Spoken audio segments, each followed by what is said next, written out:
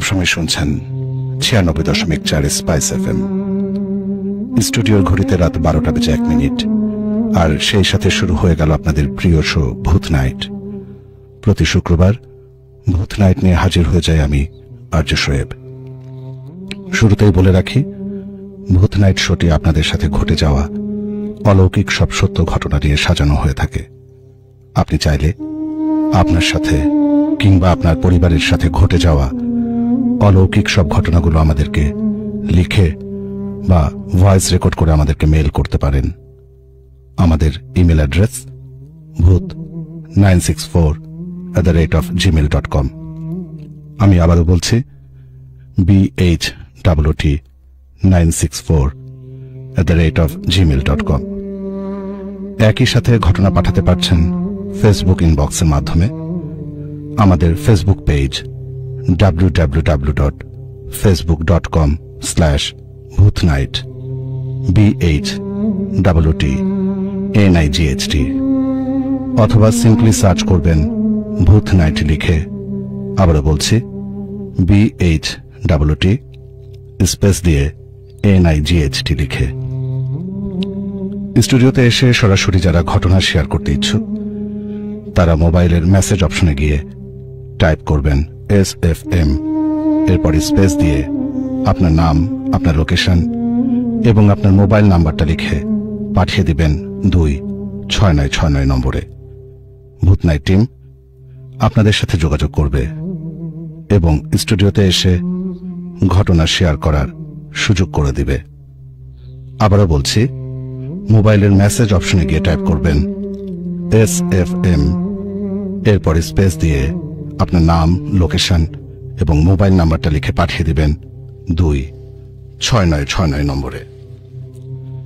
ভূত নাইট শোটি নিয়ে প্রতি শুক্রবার রাত 12টায় আমি হাজির হই আপনাদেরই পাঠানো নতুন নতুন ভৌতিক ঘটনা নিয়ে।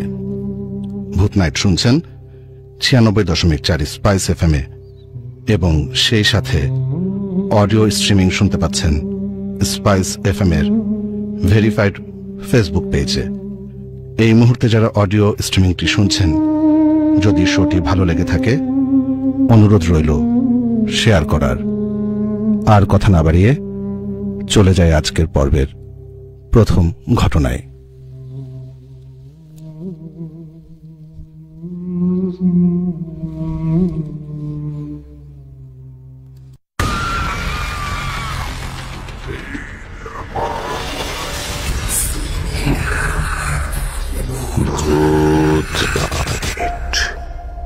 ভূত নাইট।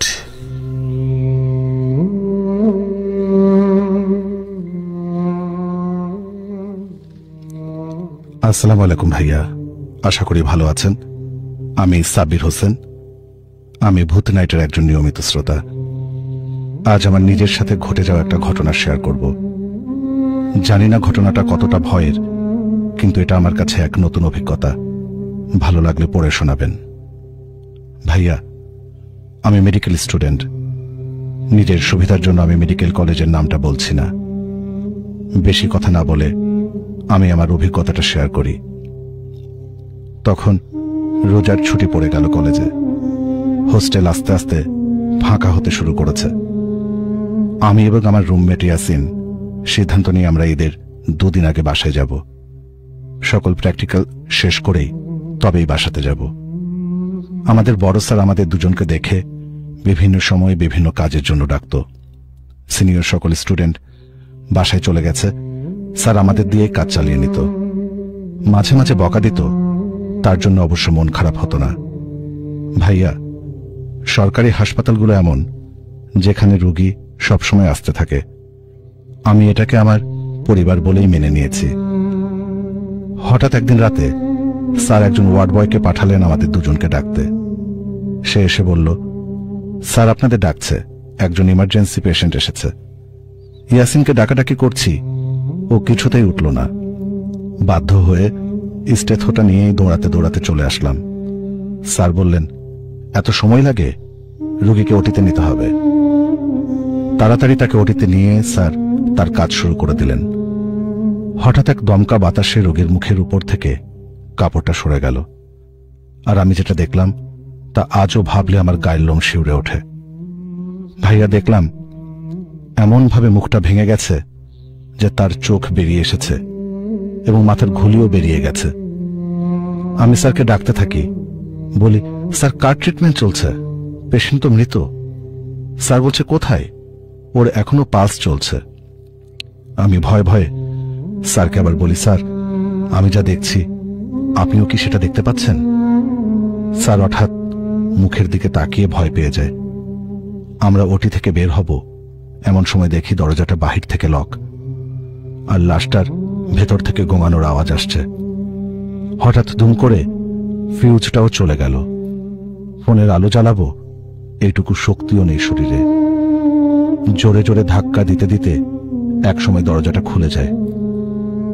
স্যার তাড়াতাড়ি এসে কাউকে কিছু না বলে রোগীর গার্জিয়ানকে ডাকতে বলে এবং ওকে যে ভর্তি করা হয়েছে সেই ফর্মটা চায়।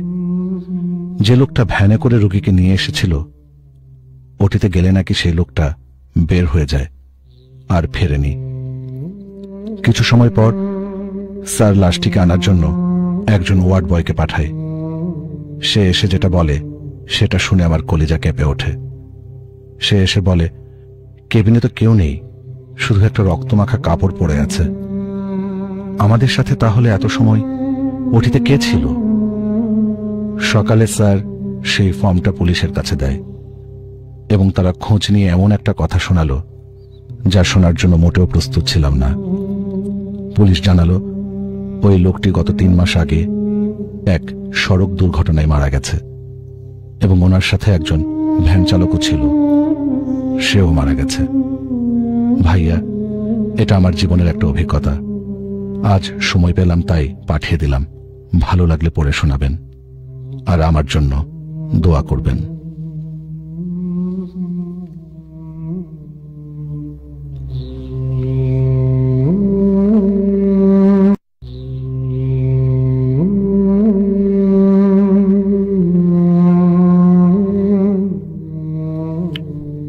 এই ঘটনাটি পাঠিয়েছেন খুলনা থেকে সাবির হোসেন। ধন্যবাদ আপনাকে আপনার ভৌতিক অভিজ্ঞতা পাঠানোর জন্য। প্রিয় শ্রোতা, আপনারাও চাইলে এই বন্ধুটির মতো আমাদের কাছে আপনার ভৌতিক অভিজ্ঞতা শেয়ার করতে পারেন ইমেইলে অথবা ফেসবুক ইনবক্সের মাধ্যমে। আমাদের ইমেল অ্যাড্রেস bhuth964@gmail.com। আমি আবারও বলছি bhuth964@gmail.com।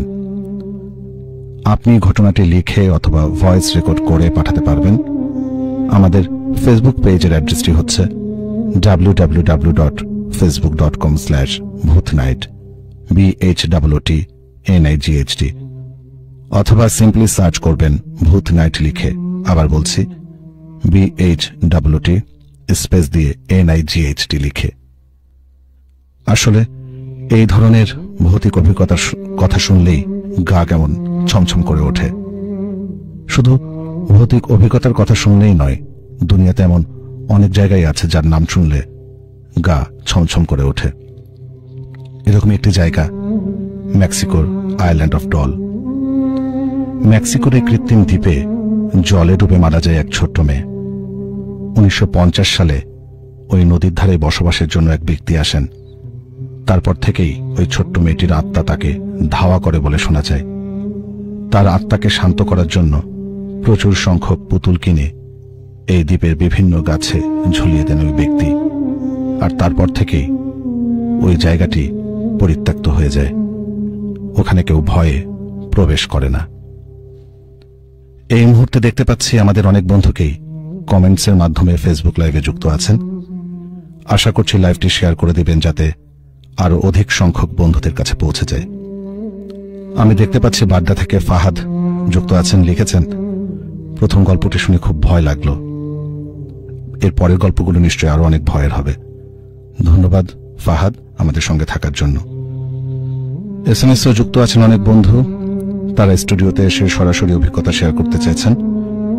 ধন্যবাদ আপনাদেরকে SMS করার জন্য, আমাদের সাথে থাকার জন্য। চলে যাচ্ছি পরের গল্পে।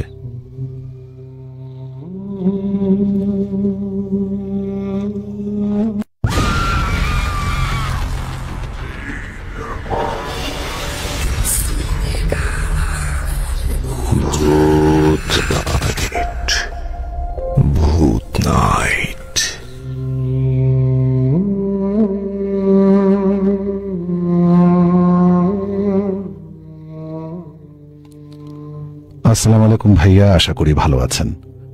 সুনামগঞ্জ থেকে বলছি আমি আমার পরিচয় গোপন রেখেই আমার সাথে ঘটে যাওয়া কিছু অদ্ভুত ঘটনা শেয়ার করতে চাই আপনাদের সাথে। এটা শুধুমাত্র একটা ঘটনা না, আমার জীবনের সবচেয়ে কষ্টকর একটা অধ্যায়।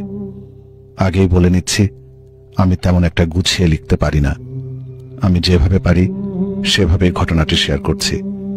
ভুল হলে ক্ষমা সুন্দর দৃষ্টিতে দেখবেন। আর কথা না বাড়িয়ে আসল কথায় চলে যায়। আমি বর্তমানে দ্বাদশ শ্রেণীতে পড়ছি।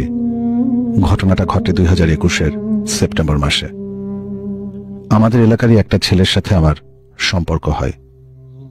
তার সাথে আমার রিলেশনের আগে প্রায় আমাদের মধ্যে কথা হতো, কিন্তু কোনোদিন ওর সাথে সম্পর্কে জড়াবো সেটা আমি ভাবি নাই। রিলেশনের আগে আমি ওর জন্য কোনো পাগলামি বা অদ্ভুত আচরণ করি নাই।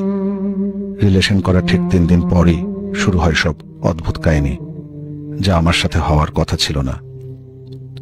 একদিন হঠাৎ করেই আমার প্রচন্ড রাগ হচ্ছিল, কিন্তু কেন রাগ হচ্ছিল আমি জানি না।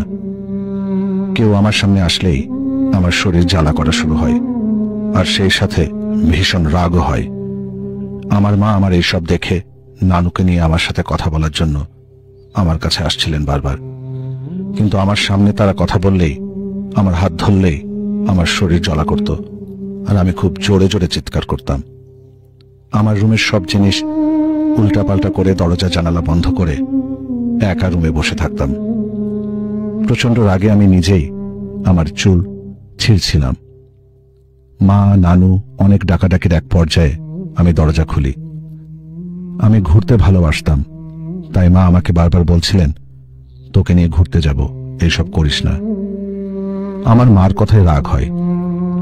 যার সাথে আমার রিলেশন ছিল তাকে কল দেই। আমার ফোন তখন না থাকায় মার ফোন থেকে কল দিয়েছিলাম আমার মার সামনে বসে।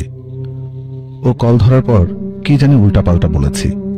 বিশ্বাস করেন ভাইয়া, ও যখন বলছে শান্ত হও, মা যা বলছে শুনো, আমি সাথে সাথেই ওর কথায় চুপ হয়ে যায়। ওর কথা মতো রেডি হয়ে মার সাথে ঘুরতে গিয়েছিলাম। ঘটনাটা এখানেই শেষ হতে পারত, কিন্তু তা হয়নি। এত বাজে অবস্থা হয়েছিল কদিন পর আমার, যে এখন আমি সেই যন্ত্রণা নিয়ে দিন পার করছি। যে ঘটনাটা বলছি সেটা রিলেশনের 3 দিন পর। আবার শুরু হয় 10 দিন পর। আমি সন্ধ্যাবেলা আমার চাচাদের বাসায় গিয়েছিলাম। সবার সাথে আড্ডা দিচ্ছিলাম। চাচাতো বোন বলছে আমাদের একজন ফুপুর বাসায় যাব। আমি আর আমার 3 চাচাতো বোন ফুপুর বাসায় যাই। ফুপু বাসায় ছিলেন না, তাই আমরা সবাই টিভি দেখছিলাম। অনেকক্ষণ পর ফুপু বাসায় আসেন। চা খেয়ে গল্প করছিলাম আমরা। হঠাৎ এত অশান্তি শুরু হয় আমার, বোঝাতে পারবো না ভাইয়া। কোনো রকমে শুধু বাসায় ফিরেছি। বাসায় আসার পর আম্মা আমাকে বকা দিচ্ছিলেন কেন সন্ধ্যায় চাচাদের বাসায় গিয়েছিলাম। আমাদের পাড়া নাকি ভালো না। আমার হাতে তখন ফোন ছিল। আমি কিচ্ছু না বলে আমার ফোনটা নিয়ে আর রহমান সূরা বের করে আমার বুকের উপর ফোনটা রেখে শুয়েছিলাম। ওই দিন বাবাও বাসায় ছিলেন। আমার নানু আমাকে খুব বেশি আদর করেন। বারবার এসে বলছেন, কি হয়েছে, কি হয়েছে। আমার আবার সেই রাগ হচ্ছে নানুর কথা বলতেই। আমাকে একা থাকতে দাও বলে আমি আমার ভাইয়ার রুমে চলে যাই। নানু মাকে বলায় মা আবার চিল্লাচিল্লি শুরু করে দিলেন। আমি আমার বাবাকে নিজের থেকেও ভালোবাসি। বাবা যখন আমার সামনে আসলেন আমি কান্না শুরু করে দিই। বাবা বললেন, কি হয়েছে। আমি বাবাকে বলছি আমার হাত পা কেমন জানি বড় বড় হয়ে যাচ্ছে। বাবা আমার সামনে এসে বললেন, কই, ঠিকই তো আছে। তারপর থেকে আমার কথা বলা বন্ধ। এক দৃষ্টিতে একদিকে তাকিয়েছিলাম। বাবা, মা, নানু, ভাইয়া, আপু সবাই আমাকে ডাকছে। আমি শুনতে পাচ্ছি, কিন্তু কোনো জবাব দিতে পারছিলাম না। আমার হাত পা ক্রমশ অবশ হয়ে যাচ্ছে। প্রায় 8 ঘন্টা এমন ছিলাম। মা বলছেন আমি নাকি স্ট্রোক করেছি। বাবা আমার কানে মাথায় জোরে জোরে ফু দিচ্ছিলেন যাতে কথা বলি। কাজ না হয় একজন হুজুরের ফু দেওয়া তেল বাসায় ছিল। আমার মা ওই তেল নিয়ে দোয়া দরুদ পড়ে আমার কানে নাকে দিতেই আমি এত জোরে চিৎকার করেছিলাম যে আমার হাত পা মুখ বাঁকা হয়ে যায়। বিশ্বাস করেন ভাইয়া, আমার চিৎকারের আওয়াজটা খুবই ভয়ঙ্কর ছিল। এইসব করতে করতে রাত প্রায় 1টা। তখন আমি কি করেছিলাম আমার মনে নাই তেমন একটা। পরে শুনেছি মা বাবা হুজুরকে কল দিয়েছিলেন, হুজুর এসে আমার সাথে কথা বলেছিলেন। আমি কি কি বলেছি আল্লাহ ভালো জানেন। এক পর্যায়ে আমি ওই ছেলের সাথে কথা বলি, ওর সাথে আমার বিয়ে দেওয়ার জন্য বাবাকে ওয়াদা করিয়েছিলাম। আমাকে এত বেশি কষ্ট দিচ্ছিল, আমার সারা মাথা শুধু এত জোরে জোরে নড়ছিল যে আমার মা বাবা ভাইয়া কেউ আমাকে ধরে রাখতে পারছিল না। 2:30 বেজে গিয়েছিল। তারপরও আমি পাগলামি করেই যাচ্ছিলাম। প্রথম হুজুর পারছিলেন না বলে আরেকজন হুজুরকে অনেক কষ্ট করে রাতে বাসায় নিয়ে এসেছিলেন। আমি সবার কথা শুনতে পাচ্ছিলাম, কিন্তু আমি আমার বলা একটা কথাও বলতে পারছিলাম না। আমি আমার নিয়ন্ত্রণের বাইরে ছিলাম। আমি একটা বলতে যাচ্ছি, আমার মুখ দিয়ে আরেকটা আসছে। আমার হাত পা কিচ্ছু নিজের নিয়ন্ত্রণে আনতে পারছিলাম না। শেষ অবধি 2 জন হুজুর মিলে আমাকে মারধর শুরু করেন। শুকনা মরিচ পুড়িয়ে নাকে ধরেছিলেন। আমি নিজেই বলছিলাম তারা এসব করলে আমি মেরে চলে যাব। আমার মা ভয় পেয়ে এসব করতে মানা করেন। আমাকে হুজুর বলেছিলেন কি চাই আমি আমার ভাইয়ের নাম ধরে বলেছিলাম, ওকে আসতে বলো, আমি ওর সামনে বলবো কি চাই আমি। আমার ভাইয়া গাড়ি আনতে বাইরে গিয়েছিলেন আমাকে হসপিটালে নিয়ে ঘুমের ইঞ্জেকশন দেওয়ার জন্য। তারপর ভাইয়া আসে। ভাইয়া আসার পর কিচ্ছু বলছিলাম না, শুধু পাগলামি করেই যাচ্ছিলাম। হুজুর আবার মারতে আসায় ভাইয়াকে কানে কানে বলি আমার যার সাথে রিলেশন ছিল তার নাম। ভাইয়া হুজুরকে বলে। তারপর থেকে শুধু ওর নাম নিচ্ছিলাম, শুধু ওর কথা বাসার সবাইকে বলছিলাম। ওর ছবিও নাকি দেখিয়েছি। আরো অনেক কিছু হয়েছিল ওই দিনটায়, আমার ঠিক মতো মনে নাই, সবটাই বলতে পারছি না। অনেক কিছু করার পর আমি নাকি স্বাভাবিক হয়েছিলাম, কিন্তু আমার মনে আছে আমি মনে মনে ওর সাথে কথা বলছিলাম। বারবার ওকে বলছিলাম কেন করলে তুমি এসব। তারপর আমাকে ভাত খাইয়ে ঘুমের ওষুধ দিয়ে সবাই আমাকে ঘুমোতে পাঠিয়ে দেন। সকালে উঠে আমি আমার শরীর নাড়াতে পারছিলাম না, এত বেশি ব্যথা হচ্ছিল। হাতে ফোন নিয়ে দেখি তার অনেকগুলো মেসেজ আমার ফোনে। বিকেলে ওকে কল দিয়ে সব গুছিয়ে বলতে পারি নাই। যা বলছি শুনে শুধু বলছে তুমি আমাকে বেশি ভালোবাসো বলে এমন করছো। ও বিষয়টা খুব স্বাভাবিকভাবে নিয়েছিল, আমিও আর কথা বাড়াইনি। তারপর থেকে স্বাভাবিক ছিলাম আমি। হুজুর আমাকে একটা তাবিজ দিয়ে বলেছিলেন কখনোই যেন না খুলি, কিন্তু তাবিজটা 3 বার আমার গলা থেকে হারিয়ে গেছিল। হারানোর পর বাবা গিয়ে আবার তাবিজ নিয়ে আসতেন হুজুরের কাছ থেকে।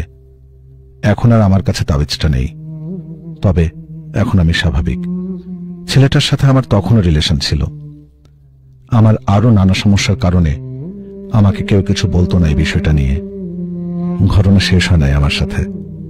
পড়ালেখার জন্য অন্য জায়গায় থাকতাম আমি একাই। 2022-এর মার্চের দিকে ওর সাথে অভিমান মান চলছিল। বারবার আমাকে কল দিচ্ছিল, কিন্তু আমি ধরছিলাম না। ওই দিনও কল দেওয়াতে আমার আবার রাগ হচ্ছিল। বারবার কল দেওয়ায় তাকে অনেক কিছু বলছিলাম আমি। মাটিতে হাত পা ছড়িয়ে বসেছিলাম আর ওর সাথে ফোনে কথা বলছিলাম। আমার তোর সাথে কথা বললে অনেক রাগ হচ্ছে, সে আমাকে অনেক বুঝাচ্ছিল। তারপরও আমি না মানাই সে রাগ করে আমাকে আর কল দিচ্ছিল না। আমি নিজের এইসব দেখে ভাবলাম গোসল করে নামাজ পড়ে নেই।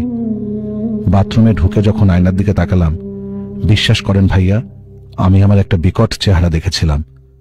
রাগে আমার মুখ বাঁকা হয়ে যাচ্ছিল। কোন রকম গোসল করে বাইরে আসি। মনে মনে আমার এত রাগ হচ্ছিল, আমি ভাবলাম আমি বাড়িতে চলে যাব। আমি আমার এক আত্মীয়ের বাসায় থাকতাম, তাদেরকে মিথ্যে বলে একাই চলে আসি। বাসে উঠে আমি ওকে কল দিয়ে বলেছিলাম আমি সুনামগঞ্জ আসছি, তোকে খুন করলে আমার শান্তি লাগবে। ও আমাকে আসার জন্য মানা করে, পরে আবার আসতে বলেছিল।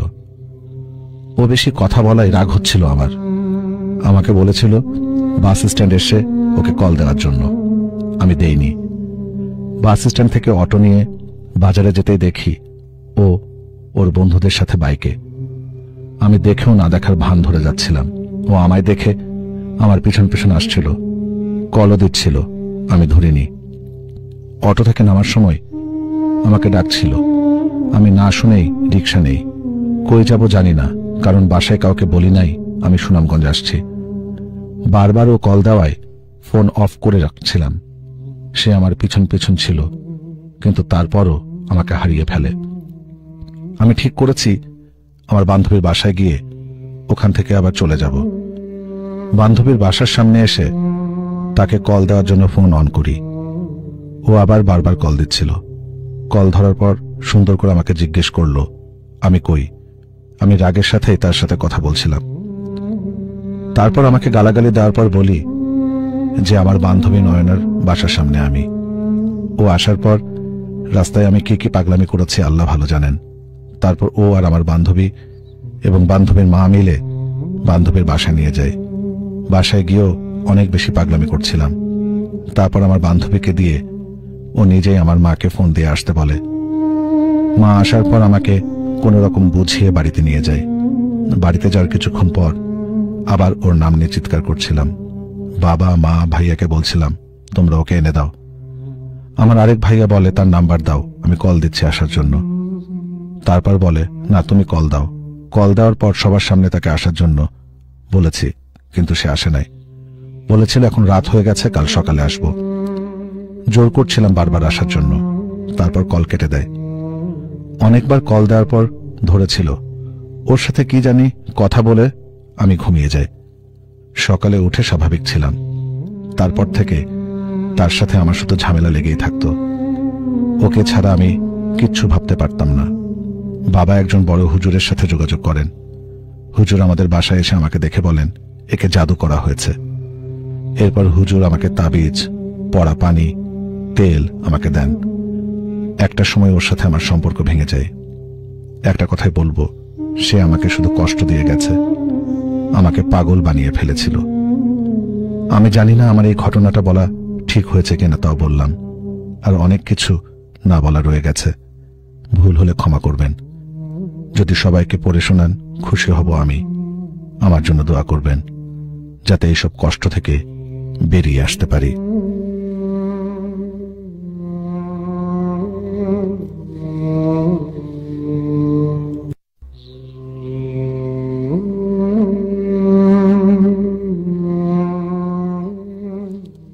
এই ঘটনাটি যে বন্ধু পাঠিয়েছেন ধন্যবাদ আপনাকে। এই বন্ধুটি তার নাম ঠিকানা প্রকাশে অনিচ্ছুক। আপনার ভৌতিক অভিজ্ঞতা, ঘটনা পাঠানোর জন্য আপনাকে আবারও ধন্যবাদ। প্রিয় শ্রোতা, আপনারাও চাইলে এই বন্ধুটির মতো আমাদের কাছে আপনার ভৌতিক অভিজ্ঞতা শেয়ার করতে পারেন ইমেইলে অথবা ফেসবুক ইনবক্সের মাধ্যমে। আমাদের ইমেল অ্যাড্রেস bhut964@gmail.com। আমি আবারও বলছি bhut964@gmail.com। আপনি ঘটনাটি লিখে অথবা ভয়েস রেকর্ড করে পাঠাতে পারবেন। আমাদের ফেসবুক পেজের অ্যাড্রেসটি হচ্ছে www.facebook.com/bhutnight BHUTNIGHT, অথবা সিম্পলি সার্চ করবেন ভূত নাইট লিখে। আবার বলছি BHUT স্পেস দিয়ে NIGHT লিখে। আসলেই আমাদের সমাজে এরকম অনেক মানুষ আছে যারা কালো জাদু করে থাকে। বান মারা, কালো জাদু করা, তাবিজ করা, এগুলো যে কতটা ভয়ঙ্কর ভুক্তভোগী মাত্রই জানেন। আপনাদের মধ্যে যদি এরকম কোনো অভিজ্ঞতা বা ঘটনা থাকে আমাদেরকে জানাতে পারেন। এই মুহূর্তে দেখতে পাচ্ছি আমাদের অনেক বন্ধুকেই কমেন্টসের মাধ্যমে, SMS এর মাধ্যমে যুক্ত আছেন। আশা করছি আমাদের ফেসবুক লাইভটি আপনাদের ভালো লাগছে এবং সেই সাথে অনুরোধ রইল শেয়ার করে দেবার জন্য, যাতে অধিক সংখ্যক বন্ধুদের কাছে পৌঁছে যায়। আমাদের সাথে যুক্ত আছেন এই মুহূর্তে মোহাম্মদপুর থেকে রুনা। লিখেছেন এরকম অভিজ্ঞতা যেন আর কারোর সাথে না হয়, কি ভয়ঙ্কর। ধন্যবাদ রুনা। আরো যুক্ত আছেন রাজশাহী থেকে রঞ্জু। রঞ্জু লিখেছেন এই তাবিজ করা, বান মারা এসব খুব কুফরি কাজ, এগুলো না করাই উচিত, কারণ এগুলোর ফলাফল কখনোই ভালো হয় না। একদম ঠিক বলেছেন। SMS ও যুক্ত আছেন অনেক বন্ধু, তারা স্টুডিওতে এসে সরাসরি অভিজ্ঞতা শেয়ার করতে চেয়েছেন। ধন্যবাদ আপনাদেরকে SMS করার জন্য, আমাদের সাথে থাকার জন্য। চলে যাচ্ছি পরের গল্পে।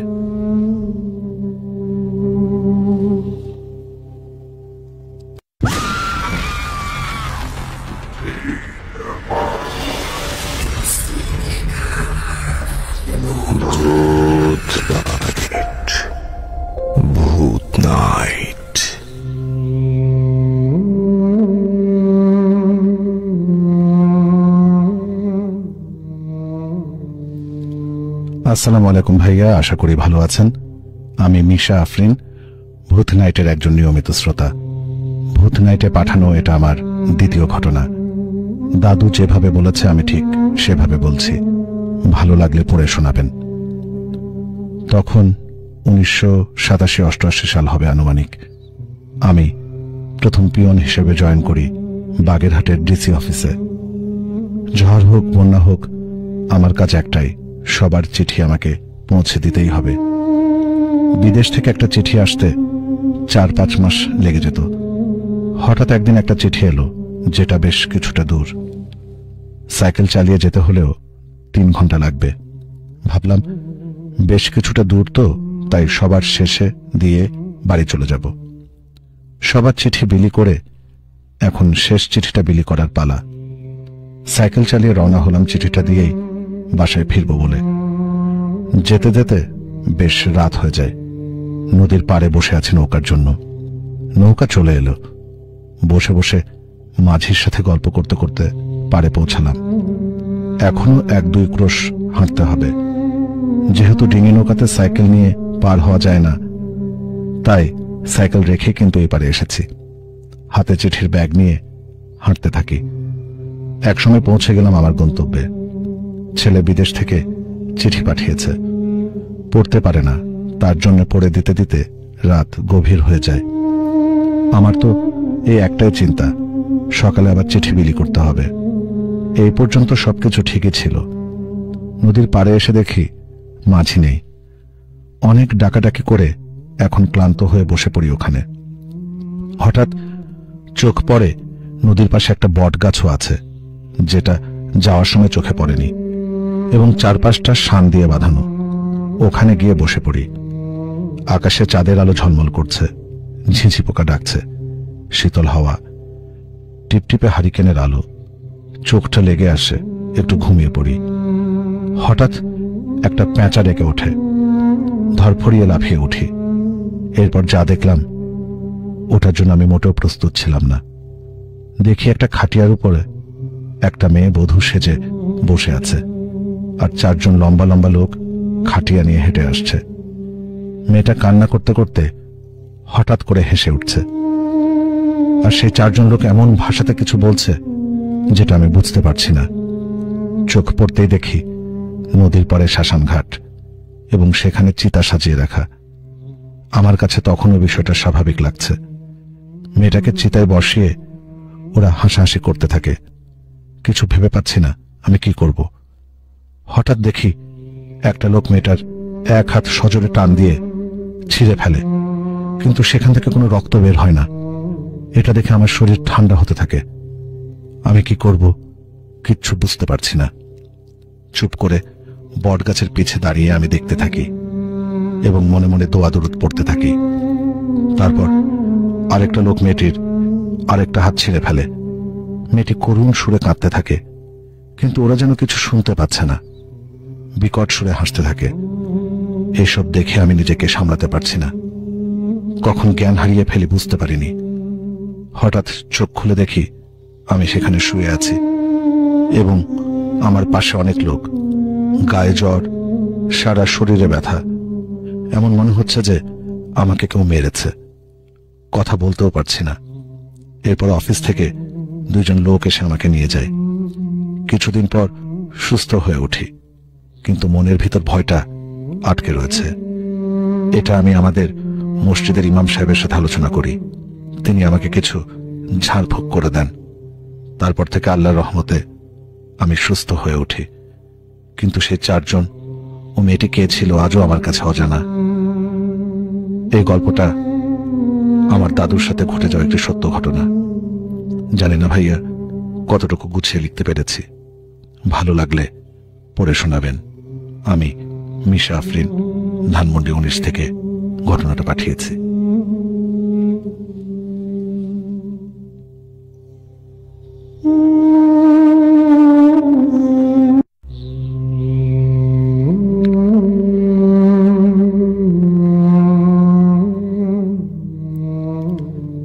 এই ঘটনাটি পাঠিয়েছেন ধানমন্ডি থেকে মিশা আফরিন।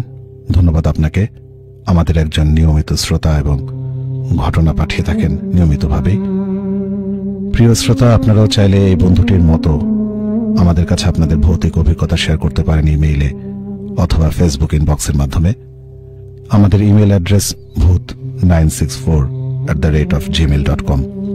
আমি আবারও বলছি, bhut964@gmail.com। আপনি ঘটনাটি লিখে অথবা ভয়েস রেকর্ড করে পাঠাতে পারবেন। আমাদের ফেসবুক পেজের অ্যাড্রেসটি হচ্ছে www.facebook.com/bhutnight BHUTNIGHT, অথবা সিম্পলি সার্চ করবেন ভূত নাইট লিখে। আবার বলছি, BHUT স্পেস দিয়ে NIGHT লিখে। আসলে এই পৃথিবীতে এমন অনেক জায়গা আছে যেখানে এরকম অসংখ্য ভৌতিক অভিজ্ঞতা বা ঘটনা ঘটে থাকে, বা ভয়ঙ্কর জায়গা হিসেবে কিন্তু নাম করে নিয়েছে, যেখানে গেলে অনেক অদ্ভুত জিনিস মানুষ দেখতে পায়, শুনতে পায়। এরকম একটি জায়গা ভানগড় দুর্গ, রাজস্থান।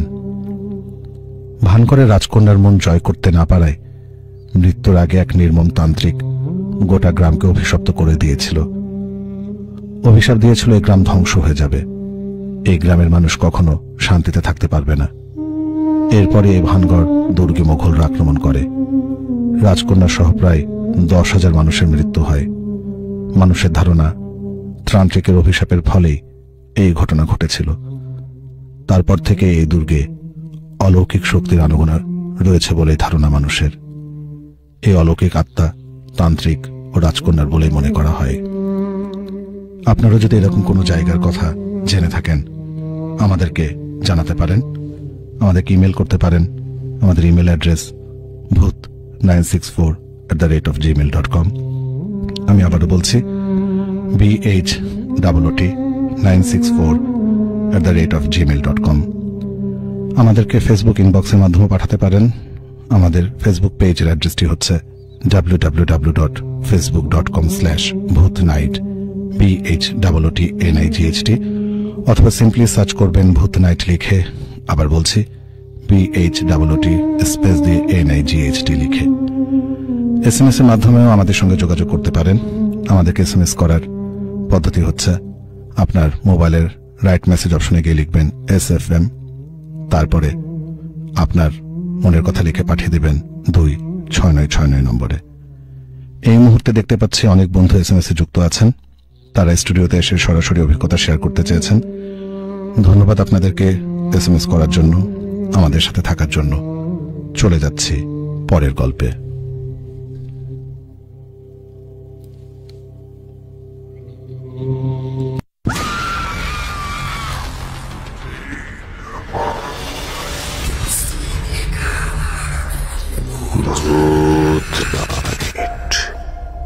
ভূত নাইট।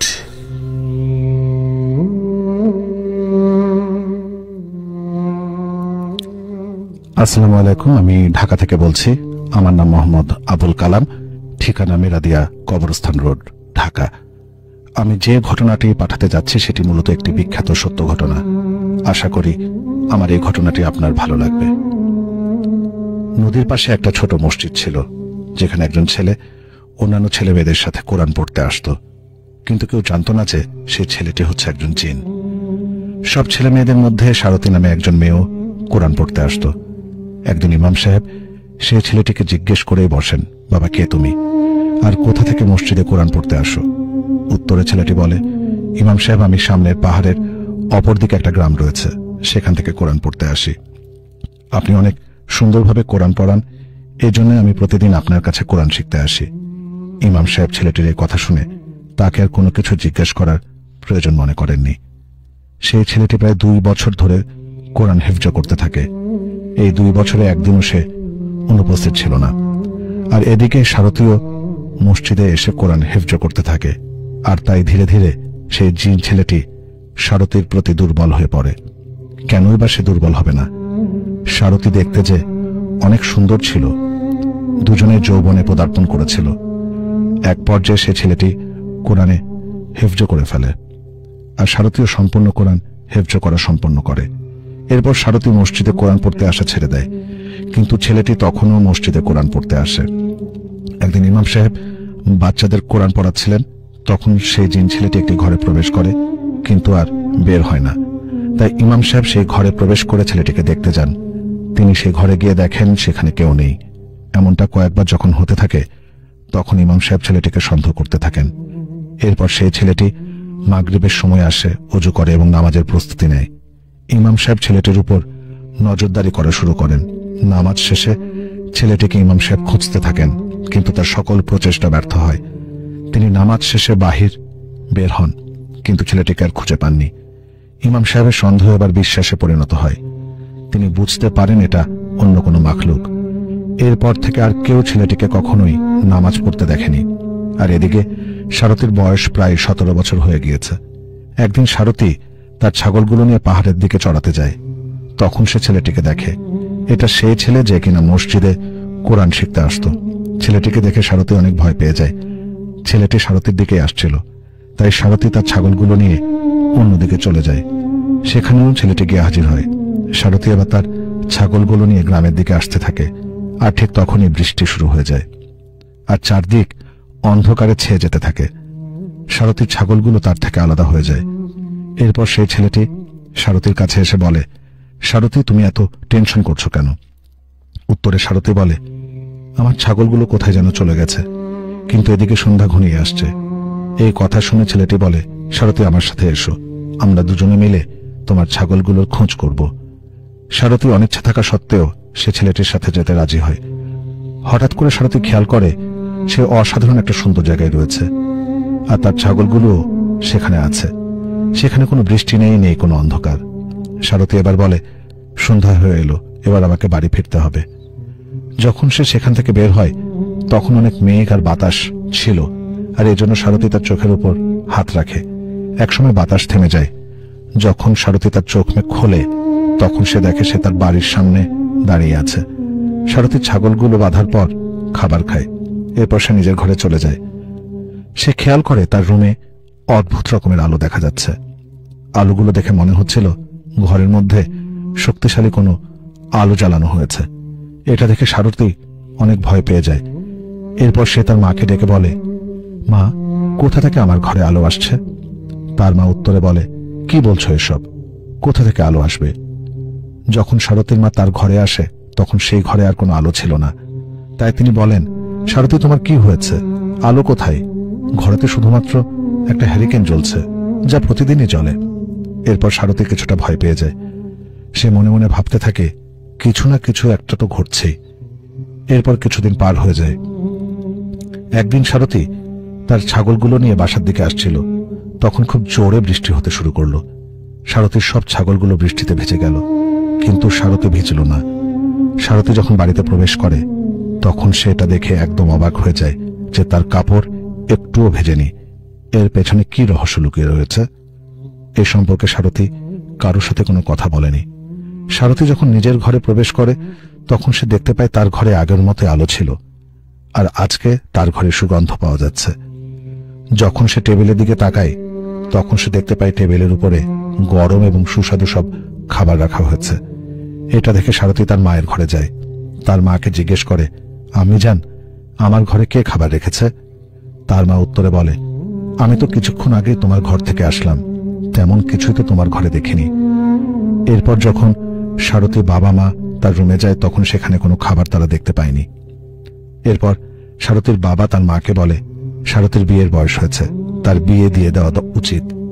সারথী তার বাবা মায়ের একমাত্র সন্তান ছিল। তার বাবা মা তাকে অনেক ভালোবাসত। তার মা বলল, এত জলদি কিসের? আমাদের মেয়ের তো খুব একটা বয়স হয়নি। আমি চাই না এই অল্প বয়সে আমার মেয়ের উপর সংসারের দায়িত্ব চেপে বসুক। এরপর সারথীর বাবা তার মাকে বোঝাতে শুরু করেন। তাই অবশেষে সারথীর মা নিজের মেয়ের বিয়ে দিতে রাজি হন। সারথীর বিয়ে তার চাচাতো ভাইয়ের সাথে ঠিক করা হয়েছিল, কিন্তু বিয়ের 4 দিন আগেই সারথীর শারীরিক অবস্থা খুব খারাপ হয়ে যায়। তাকে ডাক্তার দেখানো হয়, তার অনেক চিকিৎসা করানো হয়, কিন্তু তার শারীরিক অবস্থার কোনো উন্নতি হয় না। সারথীর বিয়ের মাত্র 1 দিন বাকি ছিল। সারথীর বাবা মা অনেক চিন্তিত হয়ে পড়লেন, কারণ বিয়ে দেওয়ার মতো শারীরিক অবস্থা সারথীর ছিল না। তাকে দেখে মনে হচ্ছিল যে সে কয়েক মাস ধরে অসুস্থ। সকালবেলা বরযাত্রী আসার কথা ছিল, আর এদিকে সারথী তার মায়ের কোলে মাথা রেখে ঘুমাচ্ছে। এরপর সারথীর এমন মনে হয় যে কেউ তাকে ডাকছে, তাই সারথী তার মাকে ডেকে বলে, আম্মি জান, এই আওয়াজ কোথা থেকে আসছে? এই কথা শুনে সারথীর মা বলে, তুমি ঘুমিয়ে পড়ো, আমি কোনো আওয়াজ পাচ্ছি না। তোমার শারীরিক দুর্বলতা আর এই অসুস্থতার জন্যই হয়তো তুমি এমন ভুল করছো। সন্ধ্যাবেলায় সারথী তার মাকে বলে, আম্মি জান, আমাকে এক গ্লাস পানি দাও। এ কথা শুনে সারথীর মা পানি আনতে চলে যায়, আর তখনই তার সামনে একজন সুদর্শন ছেলে এক গ্লাস পানি নিয়ে আসে। সে ছেলেটি বলে, এই নাও সারথী, পানি পান করো। নিজের ঘরে হঠাৎ একজন যুবক দেখে সারথী অনেক ভয় পেয়ে যায়। সে যুবককে প্রশ্ন করে, কে তুমি? যুবকটি উত্তরে বলে, ভয় পেও না, তুমি আগে পানি পান করো, তারপর আমি সবকিছু খুলে বলছি। বাড়িতে অনেক মেহমান ছিল। সবাই এটা দেখে অবাক হয়ে যায় যে সারথী একা একাই যেন কার সাথে কথা বলছে, কিন্তু তার চারপাশে কেউ ছিল না। হঠাৎ সারথীর মা পানি নিয়ে আসে আর তাকে জিজ্ঞাসা করে, সারথী, তোমার কি হয়েছে? সারথী তার মাকে বলে, মা, এই ছেলেটিকে, তাকে বলো সে যেন এখান থেকে চলে যায়, তাকে দেখে আমার খুব ভয় লাগছে।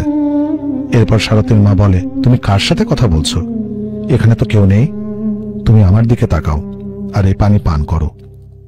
কিছুক্ষণ পর সারথী বলে, মা, আমার ক্ষুধা লেগেছে। সারথী তার ক্ষুধার কথা বলতে না বলতেই সেই ছেলেটি তার সামনে গরম গরম খাবার নিয়ে হাজির হয়ে যায়। এরপর সেই ছেলেটি তাকে বলে, এই নাও সারথী, গরম গরম খাবার খেয়ে নাও। সারথী এটা দেখে অনেক ভয় পেয়ে যায়। এই যুবকটি আসলে কে সে কিছুই বুঝতে পারছিল না। সারথী সেই যুবকের সাথে কথা বলছিল, আর এদিকে তার পাশে বসে থাকা তার বাবা মা আত্মীয় স্বজন এটা দেখে অনেক ভয় পাচ্ছিল যে সারথী কার সাথে একা একা কথা বলছে। এরপর সারথী সবাইকে বলে, তোমরা সবাই এখান থেকে চলে যাও, আমাকে একা থাকতে দাও। সবাই তখন সারথীর সামনে থেকে চলে যায়, আর সেই যুবকটি মানুষের রূপে সারথীর সামনে আসে। যুবকটিকে দেখে সারথী ভয় পেয়ে যায় আর সে পালাতে চেষ্টা করে। এরপর হঠাৎ করে সারথীর কি যেন মনে হয়, আর সে নিজের জায়গায় বসে পড়ে। সে যুবকটিকে জিজ্ঞেস করে, কে তুমি আর আমার কাছে কি চাও? উত্তরে যুবকটি বলে, ভয় পেও না সারথী, আমি তোমাকে ভালোবাসি। সারথী অবাক হয়ে বলে, কি, তুমি আমাকে ভালোবাসো? আগামীকাল আমার বিয়ে। এবার যুবকটি বলে, আমি কি বিয়েটি ভেঙে দেব? সারথী বলে, কিন্তু তুমি আসলে কে? যুবকটি বলে, তুমি আমাকে চিনতে পারোনি? আমি সেই যুবক যে কিনা তোমার সাথে মসজিদে কোরআন পড়তো। তোমাকে আমার অনেক ভালো লাগতো, তখন থেকে আমি তোমাকে ভালোবাসতে শুরু করি। তোমার ঘরে আমি সুগন্ধ ছড়িয়ে দিয়েছিলাম, তোমার ঘরে গরম গরম খাবার আমি রেখেছিলাম। এই যুবকের কথাগুলো শুনে সারথী অনেক ভয় পেয়ে যায়। সে চিন্তা করতে থাকে। যুবকটি সারথীকে জিজ্ঞেস করে, কি ভাবছো সারথী? সারথী বলে, আমি এটাই ভাবছি যে কিভাবে তোমার সাথে আমার বিয়ে হবে। এ সময় সারথী একদম সুস্থ হয়ে গিয়েছিল। তার মনে হচ্ছিল তার কখনোই অসুখ হয়নি। আসলে সবকিছুর পেছনে সেই যুবকটির হাত ছিল। এরপর ফজরের আজান হয়ে যায়, আর সেই যুবকটি সারথীর কাছ থেকে বিদায় নেয়। এগুলো ঠিক কি হচ্ছে তা সারথী বুঝতে পারছিল না। সে তার মাকে ডাকে।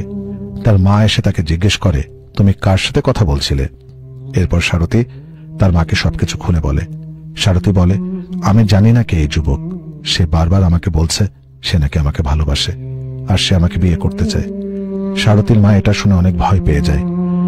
ইতিমধ্যেই সকাল হয়ে গেছে, বাড়িতে অনেক আত্মীয় স্বজন এসেছে। 1 ঘন্টা পরে বরযাত্রী এসে পড়ল। কাজী সাহেব আসলেন। এরপর সবাই সেই পালকির দিকে এগুলো যেখানে বর বসেছিল, কিন্তু সবাই দেখে অবাক হয়ে যায় যে পালকি একদম খালি, পালকিতে বর ছিল না। গ্রামবাসী এবং বরযাত্রীরা এটা দেখে একদম অবাক হয়ে যায়। বর কোথায় যেতে পারে তারা তা ভাবতে লাগলো। এদিকে অনেক খোঁজ করার পরেও বরকে কোথাও খুঁজে পাওয়া গেল না। এই খবর যখন সারথী পেল তখন সেও অনেক ভয় পেয়ে যায়। সে বুঝতে পারে এই সবকিছু সেই জিন ছেলেটিই করছে। আর এদিকে বরযাত্রীদের জন্য যে সকল খাবার রান্না করা হয়েছিল তা একদম উধাও হয়ে গিয়েছিল। সবাই একদম ভয় পেয়ে যায়। এভাবে আস্তে আস্তে সন্ধ্যা হয়ে আসলো। বরযাত্রীরা চিন্তায় পড়ে গেল।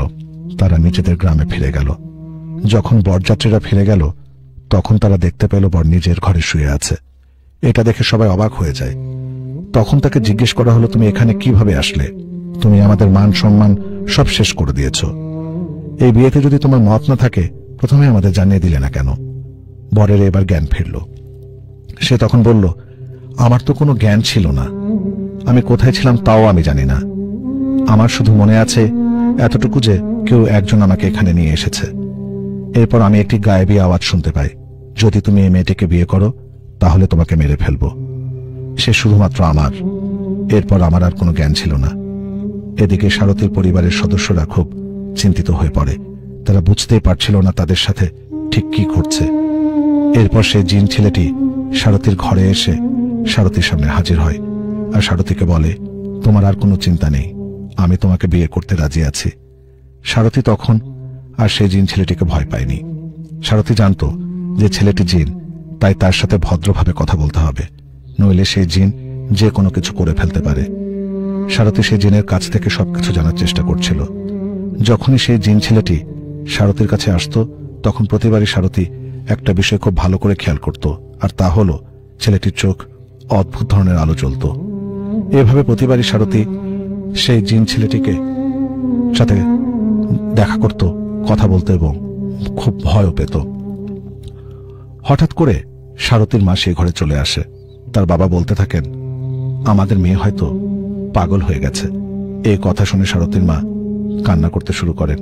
তিনি আল্লাহর কাছে হাত তুললেন, হে আল্লাহ, আমাদের মেয়েকে ঠিক করে দাও। সেই জিন ছেলেটি আবার ফিরে আসবে বলে সেই জায়গা থেকে বের হয়ে যায়। সারথী তার বাবা মা খালা খালু মামা মামি সহ সবার কাছে বলে, আমার কাছে একজন ছেলে আসে, সে কে তা আমি জানি না, আর সে আমাকে বিয়ে করতে চায়। আমার বিশ্বাস সেই ছেলেটি অবশ্যই কোনো জিন হবে, যে কিনা আমাকে ভালোবেসে ফেলেছে। আমার অনেক ভয় করছে, সে আমার অথবা আমার পরিবারের কারো ক্ষতি করতে পারে। এগুলো শুনে সারথীর মামা বলে, সেই ছেলেটি যদি আবার আসে তাহলে আমার সাথে তাকে সাক্ষাৎ করতে বলবে। সন্ধ্যা ঘনিয়ে আসতেই সে ছেলেটি আবার ফিরে আসলো। সারথী তখন সে ছেলেটিকে বলল, তুমি যদি আমাকে বিয়ে করতে চাও তাহলে তোমাকে আমার মামার সাথে কথা বলতে হবে। এটা শুনে সেই ছেলেটি তার মামার সাথে কথা বলতে রাজি হয়। সারথী এবার তার মামাকে ডাকে, তাই তার মামা তার ঘরে প্রবেশ করে। সেই ছেলেটি মানুষের রূপে ঘরের মধ্যে দাঁড়িয়েছিল। তার মামা জিজ্ঞেস করে, তুমি কি সারথীকে বিয়ে করতে চাও? ছেলেটি উত্তরে বলে, হ্যাঁ, আমি তাকে বিয়ে করতে চাই। আমি সারথীকে অনেক ভালোবাসি, ওর জন্য আমি সবকিছু করতে পারবো।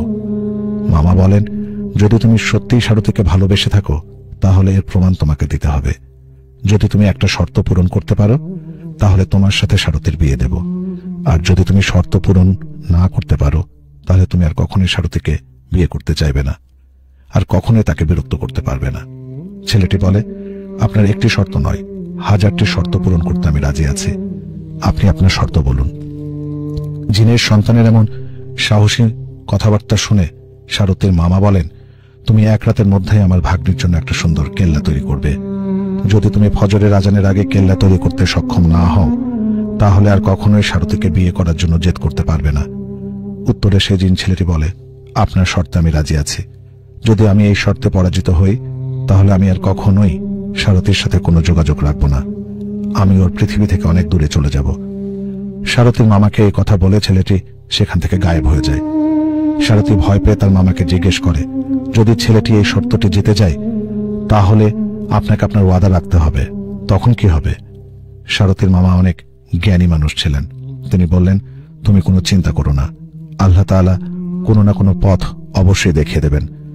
যখন রাত্রি ঘনিয়ে আসলো আর রাত প্রায় 8টা বেজে গেল তখন ছেলেটি কেল্লার কাজ শুরু করে দিল। যারা এই কেল্লার তৈরির কাজ দেখছিল তারা একদম অবাক হয়ে দেয়। বড় বড় পাথর আর প্রয়োজনীয় সকল বস্তু ঠিকঠাক বসানো হচ্ছিল, কিন্তু এটা যে তৈরি করছিল তাকে কেউ দেখতে পাচ্ছিল না।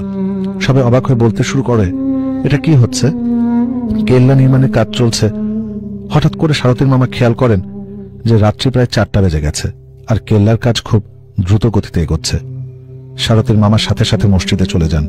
তিনি বুঝতে পেরেছিলেন আর কিছুক্ষণ দেরি করলে তিনি শর্ত হেরে যাবেন, এজন্য তিনি চিন্তিত হয়ে পড়েন। এরপর তিনি সাথে সাথে ওযু করে ফজরের আজান দিয়ে দেন। আজান শোনার পরে সকল জিন তার কাজ বন্ধ করে দেয় আর সেখান থেকে গায়েব হয়ে যায়। এদিকে অন্য মসজিদের ইমাম সাহেব ঘড়ির দিকে তাকিয়ে দেখেন ওয়াক্তের আগে কে যেন আজান দিয়ে দিয়েছে।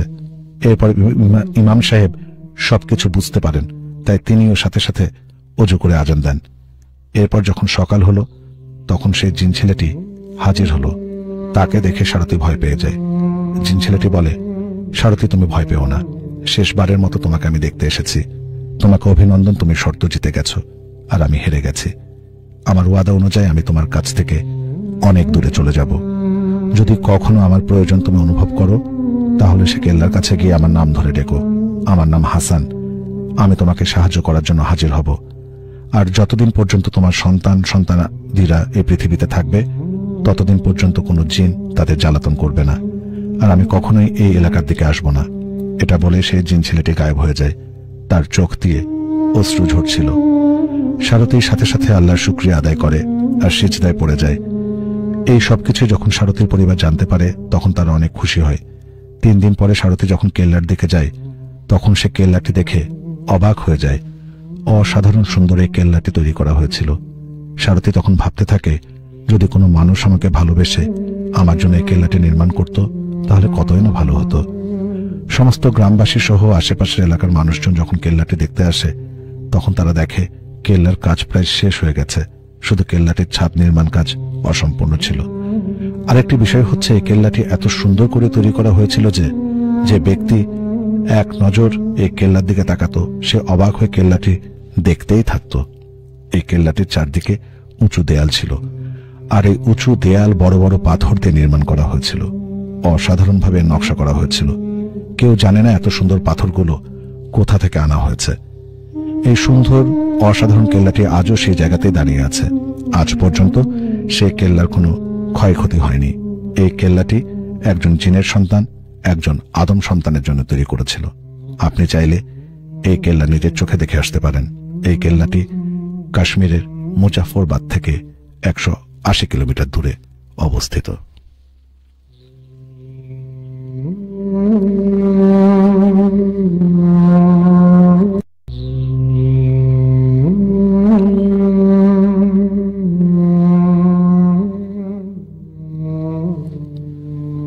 এই ঘটনাটি পাঠিয়েছেন মোহাম্মদ আবুল কালাম, মেরাদিয়া কবরস্থান রোড, ঢাকা থেকে। আপনার ভৌতিক অভিজ্ঞতা ঘটনা পাঠানোর জন্য অসংখ্য ধন্যবাদ। প্রিয় শ্রোতা, আপনারাও চাইলে এই বন্ধুটির মতো আমাদের কাছে আপনার ভৌতিক অভিজ্ঞতা শেয়ার করতে পারেন ইমেইলে অথবা ফেসবুক ইনবক্সের মাধ্যমে। আমাদের ইমেইল অ্যাড্রেস bhut964@gmail.com।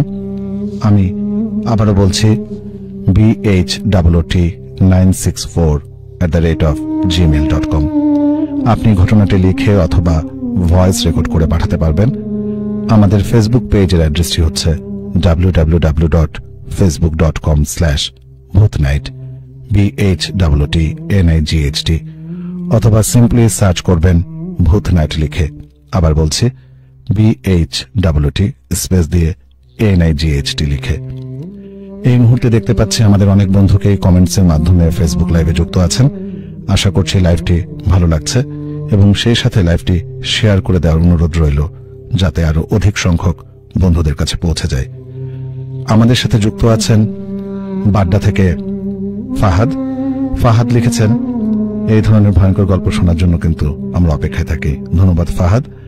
আরো যুক্ত আছেন নোয়াখালী থেকে ওয়াসিম লিখেছেন, আমি ভূত নাইটের একজন নিয়মিত শ্রোতা, খুবই ভালো লাগে আপনাদের এই আয়োজন। ধন্যবাদ ওয়াসিম। SMS ও যুক্ত আছেন অনেক বন্ধু, তারা স্টুডিওতে এসে সরাসরি অভিজ্ঞতা শেয়ার করতে চেয়েছেন। ধন্যবাদ আপনাদেরকে SMS করার জন্য, আমাদের সাথে থাকার জন্য। চলে যাচ্ছি পরের গল্পে।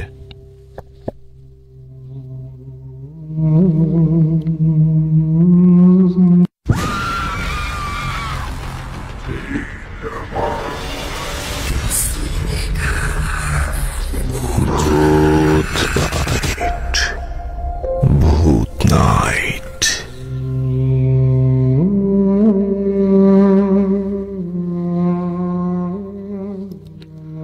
আসসালামু আলাইকুম ভাইয়া, আশা করি আল্লাহর রহমতে ভালো আছেন। আমি কোনাবাড়ি গাজীপুর থেকে বলছি। আমার নাম রিফাত। আমি আমার লাইফে ঘটে যাওয়া একটা ঘটনা আজকে বলবো। ঘটনাটি ঘটেছিল আমার আরেকজন ফ্রেন্ডের সাথে। ঘটনার দিন আমার ফ্রেন্ডের বড় বোনের বিয়ে, তাই আমরা ঠিক করলাম যে আমরা কয়েকদিন আগে যাব। বিয়ের অনুষ্ঠান সহ আরো অনেক কাজ আছে, আমরা ঠিক করলাম আমরা রাতে যাব।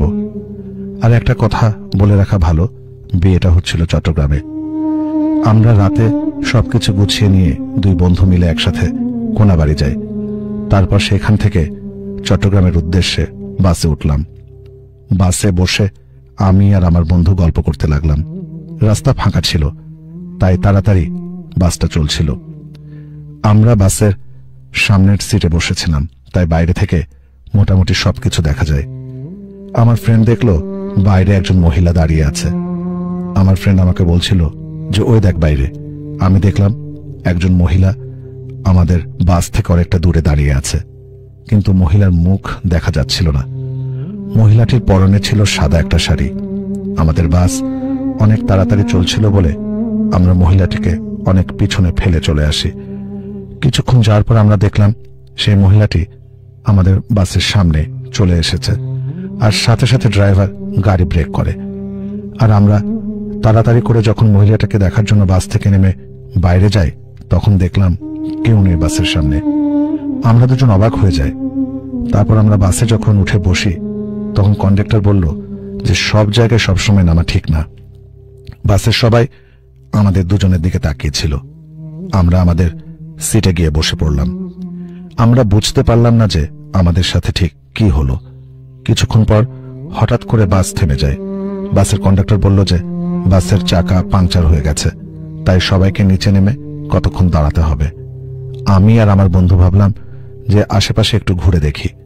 রাস্তার দুপাশে লাইট লাগানো ছিল, তাই রাস্তাটা আলোকিত ছিল। আমরা দুজন হাঁটতে থাকলাম। সামনে লক্ষ্য করলাম একটা বাজারের মতো কিছু আছে। মনে করলাম যে সামনে গেলে হয়তো কোনো বাস পেয়ে যেতে পারি। আমরা দুজন মিলে সামনে এগোতে থাকলাম। দেখলাম যে বাজারের সব দোকানপাট বন্ধ, সেখানে কোনো গাড়ি নেই, তাই আমরা আগের জায়গায় ফিরে আসছিলাম। হঠাৎ করে লক্ষ্য করলাম যে কে যেন কান্না করছে, আর সেই কান্না ছিল অনেক করুণ। আমার বন্ধু আমাকে বলল। আমি বললাম, কই, আমি তো কিছু শুনতে পাচ্ছি না। তখন সে বলল যে মনোযোগ দিয়ে শোন। তখন আমিও শুনতে পারলাম যে কে যেন কান্না করছে। তখন আমরা যে দিক থেকে কান্নার শব্দ আসছে ওইদিকে যেতে চাইলাম। আমার বন্ধু প্রথমে আমাকে না বলেছিল, পরে আমি অনেক জেদ করাতে সে যেতে রাজি হলো। তখন আমি আর আমার বন্ধু মিলে আস্তে আস্তে সেই কান্না যেখান থেকে আসছে সেদিকে হেঁটে যাচ্ছে। তখন সামনে দেখলাম কে যেন বসে আছে। সেখানে লাইট ছিল বলে মোটামুটি বোঝা যাচ্ছিল, মনে হয় কোনো একজন মহিলা বসে আছে। তখন আমি আমার বন্ধুকে বললাম যে সামনের দিকে যাওয়া ঠিক হবে না।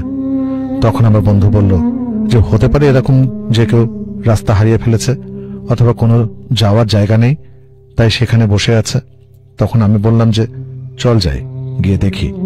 আমরা যে সামনে গেলাম, আস্তে আস্তে কান্নাটা বন্ধ হয়ে যাচ্ছিল। তখন আমরা প্রায় সামনাসামনি এসে পড়েছিলাম।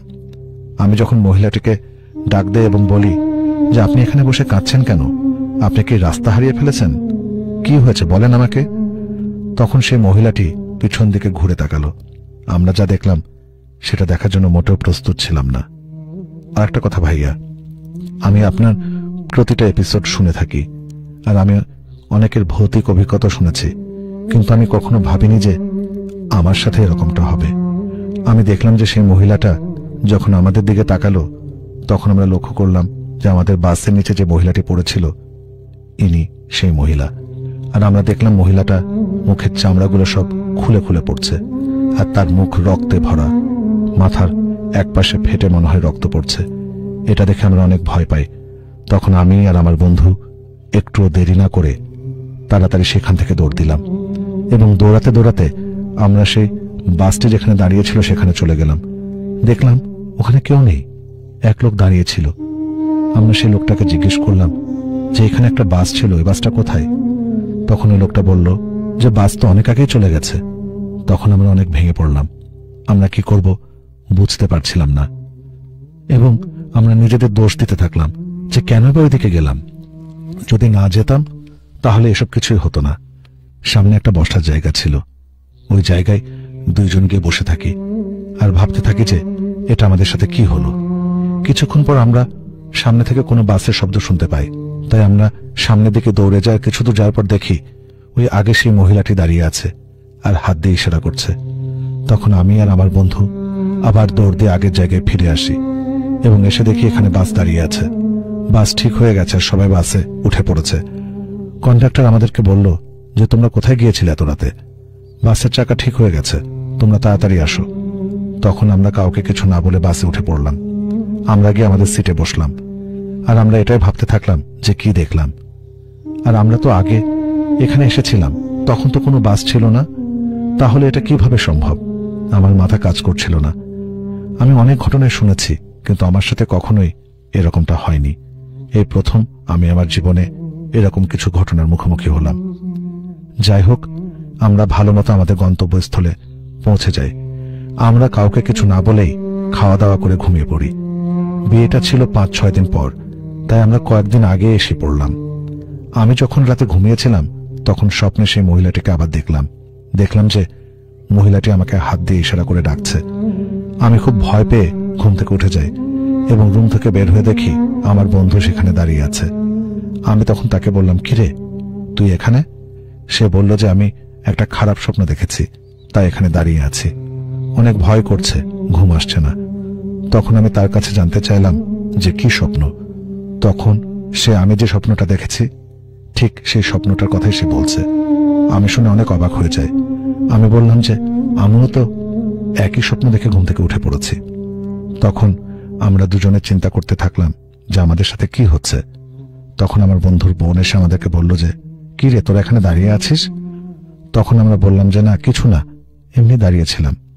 তখন আমি আর আমার বন্ধু একসাথে ঘুমাতে যাই এবং আমরা সূরা পড়ে বুকে ফু দিয়ে ঘুমিয়ে পড়ি। একটা কথা কি জানেন ভাইয়া, যার সাথে ঘটনাটা ঘটে সেই বুঝে যে ঘটনাটা কতটা ভয়ঙ্কর, কতটা কষ্টের। আসলে আমরা বুঝতে পারছিলাম না যে আমরা কি করব। টানা 2-3 দিন আমরা একই স্বপ্ন দেখি। তখন আমি আর আমার বন্ধু মিলে একজন হুজুরের কাছে যাই। হুজুরের কাছে গিয়ে সব ঘটনা খুলে বলি। হুজুর বলে যে তোমরা এক খারাপ জিনের পাল্লায় পড়েছিলে। আমি তোমাদের তাবিজ দিয়ে দিচ্ছি আর পানি পড়া দিচ্ছি, তোমরা এটা পান করে রাতে ঘুমাতে যাবে, আর তাবিজটা কখনো খুলবে না। সেই দিন থেকে আমাদের ভালো করে ঘুম হয়, আমরা আর সেই স্বপ্নটাও দেখি না। আমরা দুজনে এখন বর্তমানে অনেক ভালো আছি। আপনি আমাদের জন্য দোয়া করবেন। ঘটনাটি আমাদের সাথে ঘটেছিল সামনের মাসে। এটাই ছিল আমার জীবনে ঘটে যাওয়া ভয়ঙ্কর একটা ঘটনা। আমি কখনোই ঘটনাটি ভুলতে পারবো না। লেখায় কোনো ভুল হয়ে থাকলে ক্ষমার দৃষ্টিতে দেখবেন। দয়া করে গল্পটি পড়ে শোনাবেন।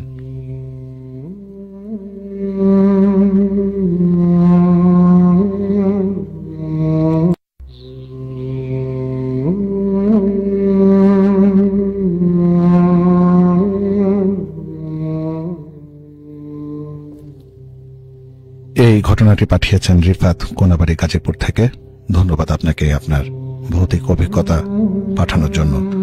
প্রিয় শ্রোতা, আপনারাও চাইলে বন্ধুটির মতো আমাদের কাছে আপনার ভৌতিক অভিজ্ঞতা শেয়ার করতে পারেন ইমেইলে অথবা ফেসবুক ইনবক্সের মাধ্যমে।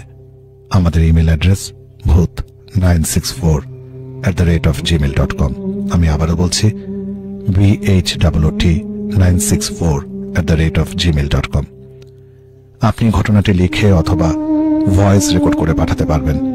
আমাদের ফেসবুক পেজের অ্যাড্রেসটি হচ্ছে www.facebook.com/bhutnight BHUTNIGHT, অথবা সিম্পলি সার্চ করবেন ভূত নাইট লিখে। আবারও বলছি BHUT স্পেস দিয়ে NIGHT লিখে। আমাদের কাছে অনেকেই ঘটনা, অভিজ্ঞতা শেয়ার করেন। ছোট্ট একটি ঘটনা এখন আপনাদের সঙ্গে শেয়ার করছি। সজীব রায় কুমিল্লা থেকে লিখেছেন, কুমিল্লা চকবাজার থেকে। সজীব রায় লিখেছেন যে আমি যে ঘটনাটি আজ আপনাদেরকে বলবো সেটা আমার এক বন্ধুর সাথে ঘটা। পেশায় সে এখন মসজিদে মুয়াজ্জিন। সে আমাকে যা শেয়ার করলো তা আপনাকে বলছি। আমার বন্ধুর নাম ইমরান। ও থাকে গ্রামের বাড়ি ফরিদপুরের সদরপুরে। ছেলেবেলা থেকেই সে আমার খুব ভালো বন্ধু ছিল। স্কুলে একসাথে পড়াশোনা করতাম। ও আমাদের এদিকে ভাড়া থাকতো। আমার বন্ধু ভৌতিক ব্যাপারগুলো খুব একটা বিশ্বাস করত না। ও ছিল সাহসী স্বভাবের। কিন্তু একটা ঘটনা তার সমস্ত জীবনকে ওলটপালট করে দেয়। সময়টা 2009 সালের জুন অথবা জুলাই মাস, রাত 9টা। অন্য যে কোনো একটা সাধারণ রাতের মতোই সেদিন রাতেও ঘুমাতে যাচ্ছিল। আপনারা হয়তো জানেন, গ্রামে 9টা মানে অনেক রাত। শুয়ে পড়ার পর কিছুটা ঘুম ঘুম এসে যায় চোখে, কিন্তু হঠাৎই দরজায় কে যেন নক করলো। বেশ জোরে ধাক্কা দিল। ও ভাবলো এত রাতে কে। দরজা খুলে দেখলো তারই পরিচিত একজন লোক দাঁড়িয়ে আছে। ঠান্ডা গলায় সেই লোকটি বলল যে গ্রামে কেউ একজন মারা গেছে, আজ রাতেই সেই মৃত ব্যক্তির দাফনের কাজ করতে হবে। কিছুটা বিরক্ত হয়ে রওনা দিল সেই লোকটির সাথে। ঘটনাস্থলে পৌঁছে দেখল লাশটার অবস্থা খুবই বিভৎস। খুব বিভৎস বললেও কিন্তু কম হবে, চেহারাটা শুধু কোনো রকমে বোঝা যাচ্ছিল। জানা যায় ট্রাক চাপা খেয়ে ভদ্রলোক মারা গেছে। সাধারণত কোনো বাড়িতে কেউ মারা গেলে পরিবারের লোকজন বেশ কান্নাকাটি করে, তাছাড়া অনেক মানুষ এসে ভিড় করে, কিন্তু সেখানে তেমনটা দেখা গেল না। প্রথমে খটকা লাগলেও ব্যাপারটা খুব একটা আমলে নিল না। ও ভাবল অনেক রাত হয়েছে বলে হয়তো লোকজন তেমন নাই। লাশ আগে থেকে গোসল করানো ছিল এবং খাটিয়াটা তৈরি ছিল, সুতরাং ও ঘটনাস্থলে গেলে লাশ কাঁধে তোলা হয়। খাটের সামনের অংশটা ও ধরে। স্থানীয় কবরস্থানের নাম গোয়ালখালী কবরস্থান নামে পরিচিত। সেখানে যেতে হলে ধান ক্ষেতের মাঝখান দিয়ে হেঁটে যেতে হয়। যে সময়টার কথা বলছি সে সময়টা ছিল বৃষ্টির সময়। ক্ষেতগুলো পানিতে ভরা ছিল, কোথাও হাঁটু পানি, কোথাও কোমর সমান পানি।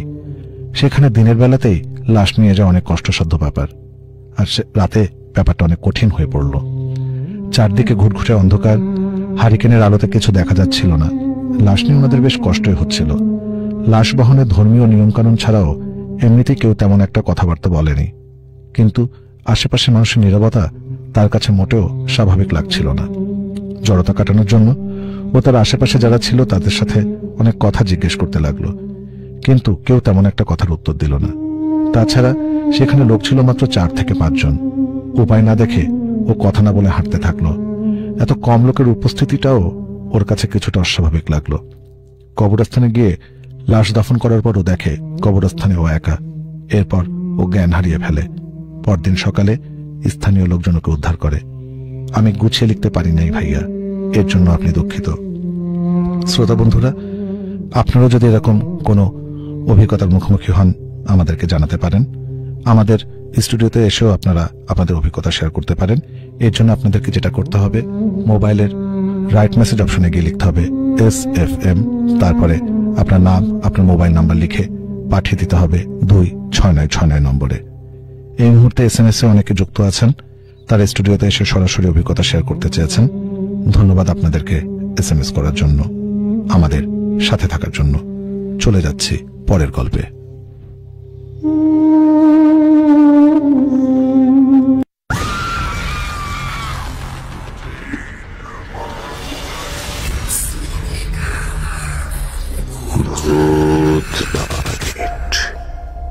ভূত নাইট।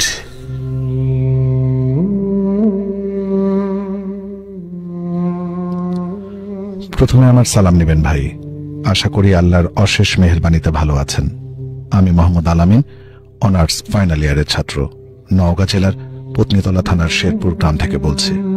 ধন্যবাদ ভাই আগের ইমেলগুলো পড়ে শোনানোর জন্য। আজকে যে ঘটনাটা বলছি, ঘটনাটা আমার সাথেই ঘটে। বেশি কথা না বলে ঘটনাতে চলে যায়। আমি আমার নানার বাড়িতে থাকতাম, আর ঘটনাটা ওখানেই ঘটে। আমার নানার বাড়িটা মাটির 3 তলা বাড়ি, আমি 2 তলায় থাকতাম। রাত্রে ঘুমিয়ে গেলে বুঝতে পারতাম যে ছোট কোনো বাচ্চা হাঁটছে তালার মেঝেতে। বাচ্চাদের একরকম জুতো আছে, বাঁশির মতো বাজে। ওই জুতা পরে কে যেন হেঁটে বেড়ায়। ঘুম থেকে অনেক ওঠার চেষ্টা করি কি হচ্ছে দেখার জন্য, কিন্তু উঠতে পারতাম না। মনে হতো কে যেন আমাকে ঠেসে ধরে আছে। একদিন উঠে গেলাম অনেক কষ্ট করে। দেখলাম একটা ফুটফুটে বাচ্চা হাঁটছে আর খেলছে, কিন্তু কিভাবে যেন কিছুক্ষণ পরে আমার চোখ আপনা আপনি বন্ধ হয়ে গেল। কিছুক্ষণ পর চোখ খুলে দেখি কিছুই নেই। এভাবে চলতে থাকে। মাঝে মাঝে দেখতাম, তবে আমার কোনো ক্ষতি ওরা করে না। এর মধ্যে কোনো একটা কারণে আমার নানা নানি, মামা সবাই বাড়ি থেকে 6 মাসের জন্য চলে যায় আমার খালার বাসায়। আমি একাই ওই বাসায় থাকতাম। বলে রাখি, আমার নানার বাসাতে 4টি পেঁচা ছিল। আমাদের গ্রামের ভাষায় আমরা বলি ধোধো। পেঁচা থাকতো 3 তলার উপরে। আমরা দেখতাম পেঁচাগুলোকে সন্ধ্যা হলেই তারা বাহিরে বের হতো, সারাদিন তালায় থাকতো। মূল ঘটনাতে আসি। সবাই যখন বাসা থেকে চলে গেল, প্রথমে 1 মাস ভালোই ছিলাম। তারপর থেকে ঘটে বিপত্তি। আমি ঘুমিয়ে গেলে অনেক খারাপ স্বপ্ন দেখতে লাগলাম।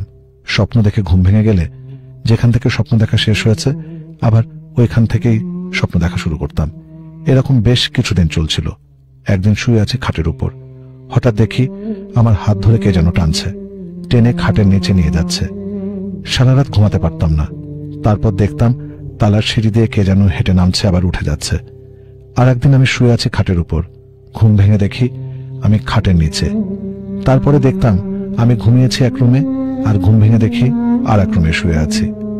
মশারি টাঙিয়ে শুয়েছি, ঘুম ভেঙে দেখি মশারি টাঙানো নাই। তারপরে দেখতাম মশারির ভিতরে আমার পায়ের মাঝে বিড়াল শুয়ে আছে। মশারির ভিতরে কেমনে ঢুকে আমি জানি না। এভাবে প্রতি রাতেই চলে ভয়ঙ্কর ঘটনা। রাতে দেখতাম কে যেন আমার বুকের উপরে বসে আছে। এভাবে চলে 6টি মাস। আমি বাড়ি থেকে চলে আসতে পারছি না, বাড়িতে কেউ আসতে পারে না। সবাই বাড়ির বাইরে থাকে খালার বাসায়। আমি আমার মা বাবাকে সবকিছু খুলে বলি। তারা বলে, একা বাড়িতে থাকিস তাই এরকম দেখিস। আর আমিও ওখান থেকে আসতে পারছিলাম না। এভাবে থাকতে লাগলাম। আর এর মধ্যে অনেক ঘটনা ঘটে। ভাত রান্না করে রাখতাম, ভাত থাকতো না।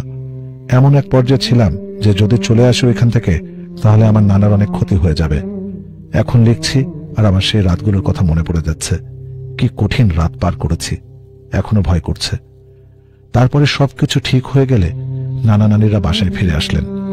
আমিও আমার নিজের বাসায় চলে আসলাম। তারপরে ঘটল আসল ঘটনা।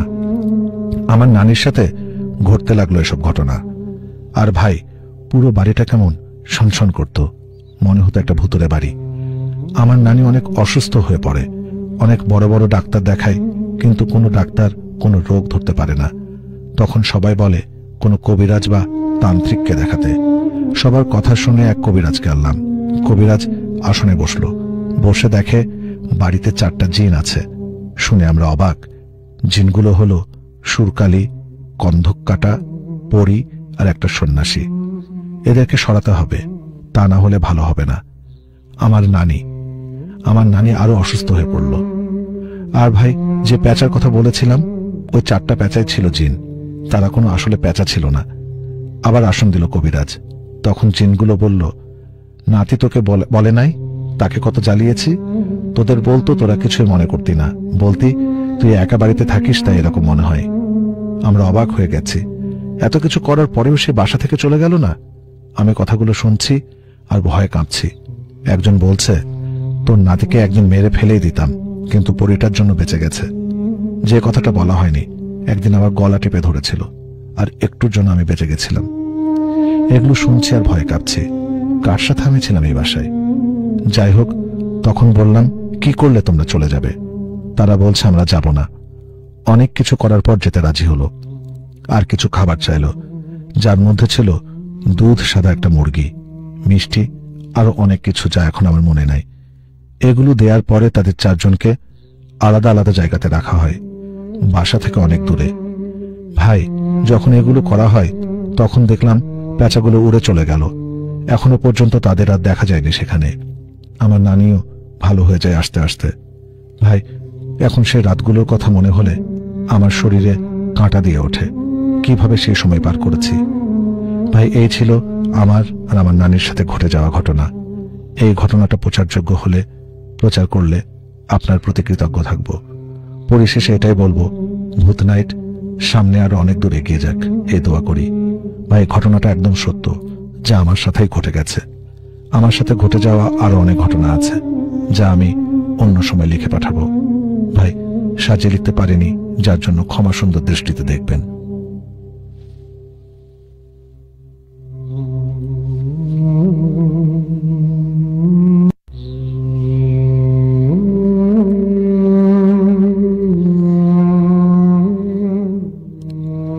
এই ঘটনাটি পাঠিয়েছেন নওগাঁ থেকে আলামিন। ধন্যবাদ আপনাকে আপনার ভৌতিক অভিজ্ঞতা ঘটনা পাঠানোর জন্য। প্রিয় শ্রোতা, আপনারাও চাইলে এই বন্ধুটির মতো আমাদের কাছে আপনাদের ভৌতিক অভিজ্ঞতা শেয়ার করতে পারেন, ইমেইলে অথবা ফেসবুক ইনবক্সের মাধ্যমে। আমাদের ইমেল অ্যাড্রেস bhut964@gmail.com। আমি আবারও বলছি, bhut964@gmail.com। আপনি ঘটনাটি লিখে অথবা ভয়েস রেকর্ড করে পাঠাতে পারবেন। আমাদের ফেসবুক পেজের অ্যাড্রেসটি হচ্ছে www.facebook.com/bhutnight, BHUTNIGHT, অথবা সিম্পলি সার্চ করবেন ভূত নাইট লিখে। আবারও বলছি, BHWT স্পেস দিয়ে NAGHT লিখে। এই মুহূর্তে দেখতে পাচ্ছি আমাদের অনেক বন্ধুকে কমেন্টসের মাধ্যমে ফেসবুক লাইভে যুক্ত আছেন।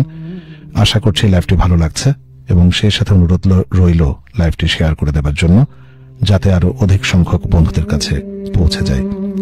অনেক বন্ধুই আমাদের কাছে তাদের ভৌতিক অভিজ্ঞতা, ঘটনা লিখে পাঠান, যা আমরা আপনাদের সঙ্গে শেয়ার করে থাকি। সেরকমই ছোট্ট একটি ঘটনা এখন আপনাদের সঙ্গে শেয়ার করছি। আসসালামু আলাইকুম ভাইয়া, আশা করি ভালো আছেন, সবসময় ভালো থাকবেন এই দোয়া করি। গল্পটা বলেই ফেলি, সেটা আমার আম্মুর সাথে ঘটেছে। ব্ল্যাক ম্যাজিক দিয়ে আম্মুর উপর হয় শুরুটা। সালটা 2011, রবিবার সকাল 7টায়। আম্মু অদ্ভুতভাবে পুকুর পাড়ে বসে থাকে। সেদিন পুকুরে সেচ দেওয়া হচ্ছিল। আম্মু অনেকক্ষণ বসে থাকে। সেদিন রাতে আম্মু সহ আমি ঘুমাচ্ছিলাম। আমাদের সামনের রুমে হঠাৎ রাত 3টায় আম্মু কোরআন পড়তে শুরু করেন। ঘুম ভাঙতেই আম্মুর দিকে তাকাতেই দেখি আম্মুর চোখ লাল। হঠাৎ আমাকে বলে উঠল, নামাজ পড়ো। আমি বললাম, গোসল করিনি। একটা কথা বলি, কারণ আমি মনে করেছিলাম সকাল হয়ে গেছে। আম্মু এসে আমাকে এক হাত দিয়ে আছাড় মেরে বলে, যা গোসল কর। আমি তো অবাক হয়ে ভয়ে গোসল করে নামাজ পড়লাম। তারপর টাইম দেখতেই চোখ কপালে, রাত 3টা। যাই হোক, আর ঘুমাইনি। পরের দিন সকালে আম্মু ফুপু দাদু এদের মেরে মেরে নামাজ পড়ালো। তাদের মেরে বের করে দিচ্ছে। এভাবে গেল 4-5 দিন। আম্মুর পাগলামি চলতেই থাকে, বাড়তে থাকে। বিভিন্ন হুজুর দেখায়, সবাই বলে জিন, কিন্তু যত কিছুই করি ঠিক হয় না। একদিন রাতে আমি, নানু আম্মুর শুয়ে থাকা অবস্থায় বলে, ওই দেখ, টিভির উপরে কি একটা বসে আছে। আমি এক দৌড়ে টিভির উপরে গিয়ে দেখি কিছুই নাই। হঠাৎ দেখলাম ঘরের জানালাগুলো দিয়ে কালো অন্ধকার কি একটা দৌড় দেয়। ভয়ে চলে এলাম নানুর কাছে। এরকম অসংখ্যবার এই ঘটনা ঘটতে লাগলো। আম্মু দাঁত দিয়ে কামড়ায়, আমাকে দা দিয়ে মাথা কেটে দিতে চেয়েছিল। পরে এক হুজুর ফেনী এলাকার বলেন, আম্মুকে তাবিজ করা হয়েছে। আম্মু প্রায় মারা যাবে এমন অবস্থায় আল্লাহর রহমতে ওনার খবর পাওয়ায় উনি তাবিজ তুলল আমাদের বাড়ি থেকে। কচু গাছের কচুর ভিতরে, চুলার ভিতরে একটা গাছ ছিল, যেটা আম্মু কাটতে চেয়েছিল। গাছটি প্রায় কালো হয়ে যায়। যাই হোক, হুজুর বলল, আজকে রাতটা আপনাদের হুঁশিয়ার থাকতে হবে, কারণ আজকে আম্মুকে জিনে নিয়ে যেতে চাইবে। হুজুর আরো একটা ভয়ঙ্কর কথা বলল, 24টা জিন আম্মুর উপর ভর হয়। ওই দিন রাত ঠিক 1টায় ঘরের চারপাশে বাতাস, মনে হচ্ছে যেন তুফান। আমরা প্রায় আম্মুর সাথে 10-15 জন ছিলাম। আম্মু চিৎকার দিয়ে বলে, আমাকে যেতে দে। হুজুর বলেছিল আমি যেন তখন হাতের শিরা ধরে থাকি। পরে 1 ঘন্টা পর আম্মু বেহুশ হয়ে পড়ে আর তুফানও বন্ধ হয়। পরের দিন তাবিজ তোলা হয়, আম্মু বেঁচে যায়। এই ঘটনার প্রায় 3-4 বছর পরে আবার আম্মুকে ব্ল্যাক ম্যাজিক করা হয়। আজ প্রায় 11 বছরের মধ্যে আম্মু 3 বছর হলো সুস্থ। এই ঘটনাটি পাঠিয়েছেন মোহাম্মদ তানভীর, ঠিকানা বড় তাকিয়া, মিরসরাই, চট্টগ্রাম। আপনারা চাইলে আমাদের স্টুডিওতে এসে আপনাদের ঘটনা শেয়ার করতে পারেন। এই জন্য আপনাদেরকে যেটি করতে হবে, আপনার মোবাইলের রাইট মেসেজ অপশনে গিয়ে SFM লিখে তারপরে আপনার নাম, আপনার মোবাইল নাম্বার লিখে পাঠিয়ে দিতে হবে 266969 নম্বরে। আমাদের ভূতনাইট টিম আপনাদের সঙ্গে যোগাযোগ করবে। এই মুহূর্তে দেখতে পাচ্ছি SMS অনেক বন্ধু যুক্ত আছেন। ধন্যবাদ আপনাদেরকে SMS করার জন্য, আমাদের সাথে থাকার জন্য। চলে যাচ্ছি পরের গল্পে।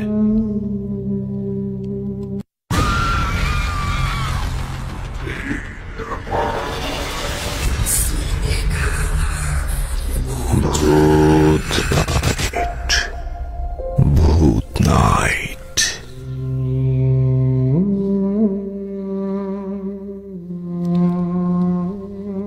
আসসালামু আলাইকুম, কেমন আছেন ভাই? আমি নিয়মিত আপনাদের ভূত নাইট অনুষ্ঠান শুনি। আমি শাকিল শেখ, আমার বাড়ি কুমিল্লা 14 গ্রামে, কিন্তু আমি দুবাইতে থাকি। প্রতিদিন ভাবি আমার চোখের সামনে ঘটে যাওয়া একটা বাস্তব ঘটনা আপনাদের সাথে শেয়ার করব, কিন্তু ব্যস্ত থাকার কারণে লেখার সময় পাই না। আজকে আমি যে ঘটনাটা বলতে যাচ্ছি সেটা হলো আমার আম্মুর মামাতো ভাইয়ের ফ্যামিলির সাথে ঘটে যাওয়া একটা বাস্তব ভৌতিক ঘটনা। আমরা আমার নানু বাড়িতে থাকতাম। আমাদের বাড়ির পিছনে দিকে ছিল আমার আম্মুর মামাতো ভাইদের বাড়ি। আমার নানুর বাড়িটা ছিল অনেক বড়, প্রায় সব মিলিয়ে 15 বা 16টা পরিবার বসবাস করত। আমাদের বাড়ির পেছনে যাদের বাড়ি ছিল তারা হলো আমার আম্মুর মামাতো ভাই, যিনি সম্পর্কে আমার মামা হন। ওনার হলো 3 মেয়ে 1 ছেলে, আর ওনারা স্বামী স্ত্রী। ওই মামা আর মামি নতুন বাড়ি বানাবে বলে একটা জায়গা কিনেছিলেন আমাদের বাড়ি থেকে একটু দূরে। হেঁটে গেলে প্রায় 15 বা 20 মিনিটের মতো লাগে। তাই ওনারা পুরাতন বাড়িঘর সব বিক্রি করে নতুন বাড়ির কাজ শুরু করে দেন। অল্প কিছুদিনের মধ্যেই নতুন বাড়ির কাজও কমপ্লিট হয়ে যায়। মাসখানেক ভালোই যাচ্ছিল তাদের নতুন বাড়িতে, কিন্তু হঠাৎ শুরু হলো অস্বাভাবিক কিছু ঘটনা। মাঝে মধ্যে শোনা যেত ওদের ঘরের টিনের চালের উপর ঢিল মারার শব্দ। রাত হলেই ভেসে আসতো বাচ্চার কান্নার শব্দ। আর একটা কথা বলতে ভুলে গেছি, ওনারা যেখানে নতুন বাড়িটা বানিয়েছিলেন সেই জায়গাটা নিয়ে লোকমুখে প্রায় শোনা যেত জায়গাটা নাকি খুব খারাপ। রাস্তার দুই পাশে বড় বড় দুইটা পুরনো জঙ্গল, জঙ্গলের ভেতরে অনেক পুরনো কবরস্থান আর বড় বড় শিমুল তুলো গাছ। এখানে জমির দাম কম বলে ওনারা রাস্তার সাথে এই জায়গাটা কিনে তাদের বাড়ি বানিয়েছেন। ওদের বাড়ির পিছন দিকে ছিল জঙ্গলের অংশ। একদিন রাতের বেলায় মামার বড় মেয়ে ওয়াশরুমে যাওয়ার সময় ছায়ার মতন অন্ধকার কিছু একটা দেখে খুব ভয় পায় আর চিৎকার করে। তার চিৎকার শুনে সবাই ছুটে যায় কি হয়েছে দেখার জন্য। গিয়ে দেখে ওখানে কিছুই ছিল না। সকালে মামা আমাদের এলাকার হুজুরের থেকে পানি পড়া এনে দেয় ওকে। এরপর থেকে শুরু হতে লাগলো আসল ঘটনা। ওই দিন রাত থেকেই শুরু হয় মামার বড় মেয়ের উপর উল্টাপাল্টা যত সব ঘটনা। সে উল্টাপাল্টা বকতে থাকে, সবাইকে শেষ করে দিবে, ওদের পুরো বাড়িটা, ওদের পুরো পরিবার শেষ করে দিবে। মামা মেয়ের অবস্থা দেখে তাড়াতাড়ি একজন হুজুর নিয়ে আসে। হুজুর তেল পড়া পানি পড়া দেন। ওই পড়া তেল আর পানি পড়ার কারণে ঘটনা আরো উল্টো হয়ে যায়। এরপরে মামার বড় মেয়ের থেকে মেজো মেয়ে এবং সবশেষে ছোট মেয়ের সাথেও একই ঘটনা ঘটতে থাকে। তাই এলাকার হুজুর বলে, ভাই দেখেন এটা আমার দ্বারা সম্ভব না, আপনারা অন্য একজন হুজুর বা কবিরাজ দেখান। এই কথা বলে হুজুর চলে গেন। তখন খবরটা আমাদের পুরো গ্রামে ছড়িয়ে পড়ল। মামার নাম ছিল রফিক। সবাই বলে রফিকের মেয়েদের জিনে ধরেছে। অনেক কবিরাজ হুজুর আনলো জিন তাড়ানোর জন্য, কিন্তু কোনো কাজ হলো না। অবশেষে একজন কবিরাজ আনা হলো ইন্ডিয়া থেকে। কবিরাজ ওনার মেয়েদের কিছুটা ভালো করলো, কিন্তু এবার শুরু হলো মামা মামির উপর জিনের অত্যাচার। কবিরাজ একটা মাটির পাতিলের মধ্যে ধূপ আরো কি কি জিনিস দিয়ে আগুন জ্বালিয়ে যখন মন্ত্র পড়া শুরু করলো, তখন মামির সাথে থাকা জিনগুলো বলতে লাগলো, এখান থেকে চলে যা, নয় তোকে মেরে ফেলবো, আর নয় রোগী আর রোগীর লোকদের মেরে ফেলবো। কবিরাজ ওনার কথাগুলোর কোনো গুরুত্ব না দিয়ে মন্ত্র পড়েই যাচ্ছে। হঠাৎ একটা সময় দেখলাম আমার মামি মাটির পাতিলে জ্বলতে থাকা আগুনের মধ্যে নিজের মুখটা ঢুকিয়ে দিলেন, আর জ্বলন্ত আগুনের তাপে ওনার মুখের মাংসগুলো মোমের মতো গলে গলে পড়তে লাগলো। পাতিলের জ্বলন্ত আগুনের ভেতর আর জোরে জোরে হাসতে হাসতে বলতে লাগলো, তুই আমার কিছুই করতে পারবি না, এইবার দেখ আমি রোগীর লোকদের কি করি। এইগুলো দেখে কবিরাজ সবকিছু রেখে পালিয়ে যায়। এলাকার মানুষ তো সবাই তখন ভয়ে অস্থির, কি করা যায় এখন, এদের তো একা বাড়িতেও রাখা যাবে না। তাই এলাকার সবাই মিলে ঠিক করে মামার শ্বশুর বাড়িতে কিছুদিনের জন্য ওদের রেখে আসবে। এর মধ্যে সবাই মিলে খোঁজ করে দেখবে ভালো কোনো হুজুর বা কবিরাজ পাওয়া যায় কিনা। মামার শ্বশুর বাড়িতে ওদের সবাইকে রেখে আসার পর মামি নাকি সারাক্ষণ একটা ঘোরের মধ্যে বসে কোরআন তেলাওয়াত করত, ঘর থেকে নাকি বের হতো না। এর মধ্যে মামাও আস্তে আস্তে অসুস্থ হতে থাকেন। একদিন হঠাৎ দুপুরবেলা আমাদের মোবাইলে কল আসে, আমার ওই মামা মারা গেছেন। সবাই তো কান্নাকাটি করছে, এত অল্প বয়সে মারা গেছেন উনি। মসজিদের মাইকে বলা হবে সেই প্রস্তুতি নেওয়া হচ্ছিল। এমন সময় মামি এসে ওনার কপালে হাত রেখে কি যেন বলতে লাগলো, একটা মন্ত্রের মতো, আর সাথে সাথে মামা শোয়া থেকে উঠে বসে গেল। এইসব দেখে তো এলাকার মানুষ সবাই আরো ভয় পেয়ে গেল। অবশেষে একজন হুজুরের খোঁজ পেল এলাকাবাসী, কিন্তু হুজুরের শর্ত ছিল ওদের পরিবারের সবাইকে ওদের বাড়িতে নিয়ে আসতে পারলে ওদের চিকিৎসা করাতে পারবেন উনি। কবিরাজের কথা শুনে ভয় কেউ ওদের কাছে যাওয়ার জন্য রাজি ছিল না।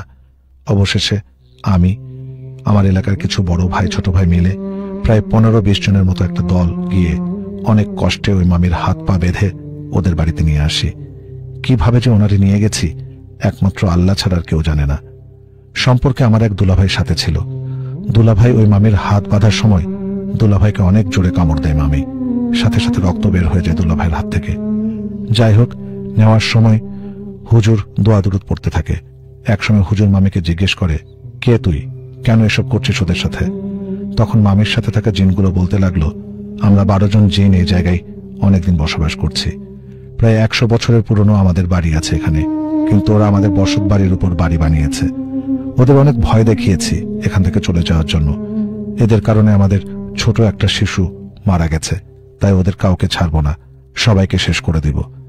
হুজুর তখন অনেক দোয়া পাঠ করে অনেকগুলো তাবিজ দিয়ে কিছুটা স্বাভাবিক করলো ওদের, কিন্তু ওই জিনগুলো এত সহজে শান্ত হলো না। হুজুরকে একটা শর্ত দিল, আর সেটা হলো জানের বদলে জান চাই ওরা, তা না হলে যাবে না। তাই একটা গরু ওদের বাড়ি থেকে ছেড়ে দিতে হবে, কিন্তু কেউ গরুটার পিছে পিছে যেতে পারবে না। হুজুরও রাজি হলো ওদের কথা মতো সব করা হলো। আলহামদুলিল্লাহ, মোটামুটি সপ্তাহখানেক সবাই সুস্থ ছিল, সবকিছু স্বাভাবিক ছিল। হঠাৎ কিছুদিন পরে ঘরের মধ্যে দেখা গেল আমার ওই মামাটার লাশ পড়ে আছে। তখন হুজুরের কাছে এলাকার মানুষ গিয়ে ওনার মৃত্যুর রহস্যটা কি তা জানতে চাইল।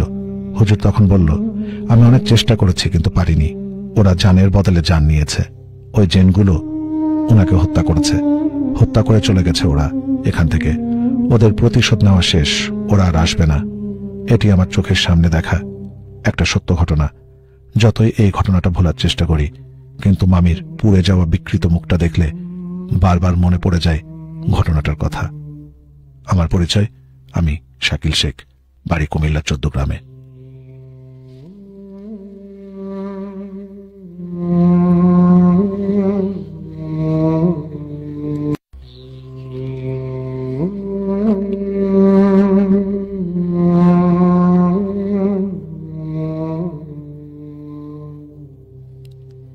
এই ঘটনাটি পাঠিয়েছেন শাকিল শেখ, কুমিল্লা 14 গ্রাম থেকে। ধন্যবাদ আপনাকে আপনার ভৌতিক অভিজ্ঞতা ঘটনা পাঠানোর জন্য। প্রিয় শ্রোতা, আপনারাও চাইলে এই বন্ধুটির মতো আমাদের কাছে আপনার ভৌতিক অভিজ্ঞতা শেয়ার করতে পারেন ইমেইলে অথবা ফেসবুক ইনবক্সের মাধ্যমে। আমাদের ইমেইল অ্যাড্রেস bhuth964@gmail.com। আমি আবারও বলছি, bhuot964@gmail.com। আপনি ঘটনাটি লিখে অথবা ভয়েস রেকর্ড করে পাঠাতে পারবেন। আমাদের ফেসবুক পেজের অ্যাড্রেসটি হচ্ছে www.facebook.com/bhuthnight, BHOOTNIGHT, অথবা সিম্পলি সার্চ করবেন ভূত নাইট লিখে। আবার বলছি, BHOOT স্পেস দিয়ে NIGHT লিখে। এই মুহূর্তে দেখতে পাচ্ছি আমাদের অনেক বন্ধুকেই কমেন্টসের মাধ্যমে ফেসবুক লাইভে যুক্ত আছেন। আশা করি এই লাইভটি শেয়ার করে দিবেন যাতে আরো অধিক সংখ্যক বন্ধুদের কাছে পৌঁছে যায়। আমাদের সাথে যুক্ত আছেন রুবিনা, লিখেছেন গল্পগুলি খুবই ভয়ের। ধন্যবাদ রুবিনা। SMS-ও যুক্ত আছেন অনেক বন্ধু, তারা স্টুডিওতে এসে সরাসরি অভিজ্ঞতা শেয়ার করতে চেয়েছেন। ধন্যবাদ আপনাদেরকে SMS করার জন্য, আমাদের সাথে থাকার জন্য। চলে যাচ্ছি পরের গল্পে।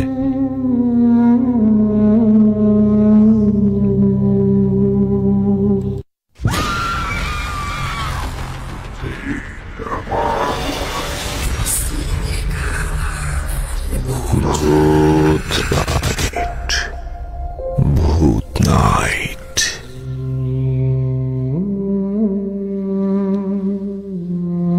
আমি বাংলাদেশের চাঁদপুর জেলায় থাকি। আমার নাম মুন্না হাসান। আমি এখন একাদশ শ্রেণীতে পড়ি। আজ আমি যে সত্য ঘটনাটি বলতে চলেছি তা ঘটেছে আমার সাথে, আমার মায়ের সাথে। আমি তখন ক্লাস 7-এ পড়ি। এক রাতের ঘটনা, তখন আমি স্কুলের হোমওয়ার্ক করছিলাম। হঠাৎ আমি নুপুরের আওয়াজ শুনলাম। কে যেন নুপুর পা দিয়ে ঘরের পাশে হাঁটছে। কে যাচ্ছে তা দেখার জন্য যখনই আমি জানালা খুললাম, তখন আমার মায়ের ঘুম ভেঙে যায়। আমি কেন জানালা খুলেছি তা জানতে চাই। আমি তখন সবকিছু বলি এবং তিনি আমাকে ঘুমিয়ে পড়তে বলেন। আমি সকালে স্কুল থেকে এসে মাকে কালকের ঘটনাগুলোর কারণ জিজ্ঞেস করলে তিনি বলেন, এসব কিছুই না, আমি এর থেকেও ভয়ঙ্কর কিছু ঘটনা মুখোমুখি হয়েছি। আমি তা জানতে চাইলাম। মা বললেন, তাহলে শোনো। সাল তখন 2004। আমরা তখন ভাড়া থাকতাম। আমাদের প্রতিবেশী ছিল বুলু খালা, রবি আপা ও তসলিমা আপা। আমরা 4 পরিবার যেখানে ভাড়া থাকতাম, সেখানে একসময় শ্মশান ঘাট এবং একটি বড় বটগাছ ছিল। আমাদের বাড়ির মালিক তা জানতেন না। তিনি শ্মশান ঘাটের জায়গাটি কিনে নেন এবং পরে তারা নিজেরা থাকার জন্য 2 তলা বাড়ি করেন এবং ভাড়া দেওয়ার জন্য টিন দিয়ে তৈরি 4টি ঘর নির্মাণ করার পরিকল্পনা করেন।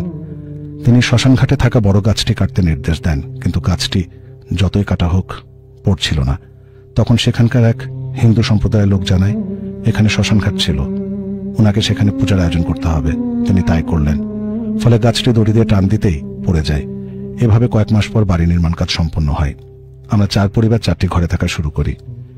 এক রাতে আমার ঘুম আসছিল না। তখন রাত 12:15 বাজে। তোর বাবা ইলিশ মাছ কিনে এনেছে। তোর বাবা তখন আমাকে মাছ ভাজতে বলে। আমাদের ভাড়াটিয়াদের রান্নাঘর ওয়াশরুম বাড়ির বাইরে ছিল। আমি আর বুলু খালা মাছ ভাজতে গেলাম। কিছুক্ষণ পর দেখলাম রুবি আপা ওয়াশরুম থেকে বের হয়ে আমাদের দিকে একদৃষ্টিতে তাকিয়ে গলির ভিতর চলে গেল। তার চোখ তখন খুব বড় বড় দেখাচ্ছিল। বুলু খালা বলল, রুবির সাথে তো তোর কোনো ঝগড়া হয়নি, তাহলে সে কথা না বলে এভাবে গেল কেন? আমি আর বুলু খালা তখন রুবি আপার ঘরের কাছে গিয়ে দরজায় নক দিলাম। রুবি আপা দরজা খুললেন। বুলু খালা বললেন, তোর সাথে তো মিলির ঝগড়া হয়নি, তাহলে তুই যে বাইরে কোনো কথা বললি না? রুবি আপা বললেন, আমি তো বাইরে যাইনি, আপনারা আমাকে এখন ঘুম থেকে উঠালেন, এই যে এখন আপনাদের সাথে আমি কথা বলছি। তখন আমি আর বুলু খালা অবাক হয়ে যাই। এক রাতে আমি থালা বাসন ধুতে বাইরে গিয়েছিলাম, কারণ পানির কল বাইরে ছিল। যাওয়ার সময় কোনো সমস্যা হয়নি, তবে আসার সময় গোলের ভিতরে ঢুকে দেখি কে একজন দাঁড়িয়ে আছে। রাত হয়, মুখ ঠিক দেখা যাচ্ছিল না। কাছে যেতেই যা দেখি তাতে আমি খুব ভয় পেয়ে যাই। আমি দেখি তার কোনো মাথা নেই। আমি চিৎকার দিয়ে দৌড়ে আমার ঘরে দরজার কাছে পড়ে যাই। আমার চিৎকার শুনে তখন সবাই চলে আসে। আমি তাদেরকে তখন সব খুলে বলি। সেদিন আমার ঘুম কিছুতে আসছিল না। তোর বাবা তখন ঘুমিয়েছিল। হঠাৎ দেখলাম ঘরের ছাউনির উপর একটা হাত দেখা যাচ্ছে। আমি ভয় পেয়ে অন্যদিকে মুখ ফেরাতেই দেখি মাথা ছাড়া সেই আত্মাটি বসে আছে। আমি চিৎকার দিতেই তোর বাবা উঠে যায়, কিন্তু ততক্ষণে মাথা ছাড়া আত্মাটি কোথায় যেন হারিয়ে যায়। এছাড়াও আমরা যে পাড়ায় থাকতাম সেখানে নাকি অনেক রাত্রিবেলা নুপুরের আওয়াজ, একটা কাটা হাত ও একটা বাচ্চাকে অনেকে কাঁদতে দেখেছে।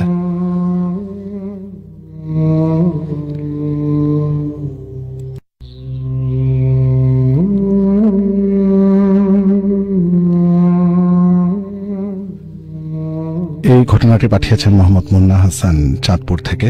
ধন্যবাদ আপনাকে আপনার ভৌতিক অভিজ্ঞতা ঘটনা পাঠানোর জন্য। প্রিয় শ্রোতা, আপনারাও চাইলে বন্ধুটির মতো আমাদের কাছে আপনাদের ভৌতিক অভিজ্ঞতা শেয়ার করতে পারেন ইমেইলে অথবা ফেসবুক ইনবক্সের মাধ্যমে। আমাদের ইমেল অ্যাড্রেস bhuth964@gmail.com। আমি আবারও বলছি bhuot964@gmail.com। আপনি ঘটনাটি লিখে অথবা ভয়েস রেকর্ড করে পাঠাতে পারবেন। আমাদের ফেসবুক পেজের অ্যাড্রেসটি হচ্ছে www.facebook.com/bhuthnight BHOOTNIGHT, অথবা সিম্পলি সার্চ করবেন ভূত নাইট লিখে। আবার বলছি BHOOT স্পেস দিয়ে NIGHT লিখে। SMS-ও আমাদের সাথে যুক্ত হতে পারবেন এবং SMS এর মাধ্যমে যুক্ত হয়ে আমাদের স্টুডিওতে এসে আপনার ঘটনা শেয়ার করতে পারবেন। এর জন্য আপনাকে যেটা করতে হবে, মোবাইলের রাইট মেসেজ অপশনে গিয়ে লিখতে হবে SFM, তারপরে আপনার নাম, আপনার মোবাইল নাম্বার লিখে পাঠিয়ে দিতে হবে 2696 নম্বরে। আমাদের ভূত নাইট টিম আপনাদের সাথে যোগাযোগ করবে। আমরা একদম শোয়ের শেষ দিকে চলে এসেছি। ধন্যবাদ আজকে যারা গল্প পাঠিয়েছেন। বিদায় বেলায় বলতে চাই, সবাই ভালো থাকবেন, সুস্থ থাকবেন এবং সতর্ক থাকবেন। হয়তো এই মুহূর্তেই আপনার সাথে ঘটতে পারে অলৌকিক কোনো ঘটনা। আল্লাহ হাফেজ।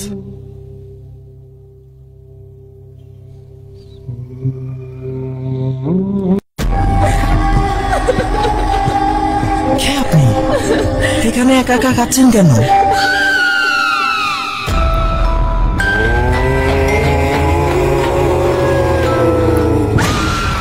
ভূত নাইট শুক্রবার রাত 12টায় শুধুমাত্র 96.4 স্পাইস FM-এ।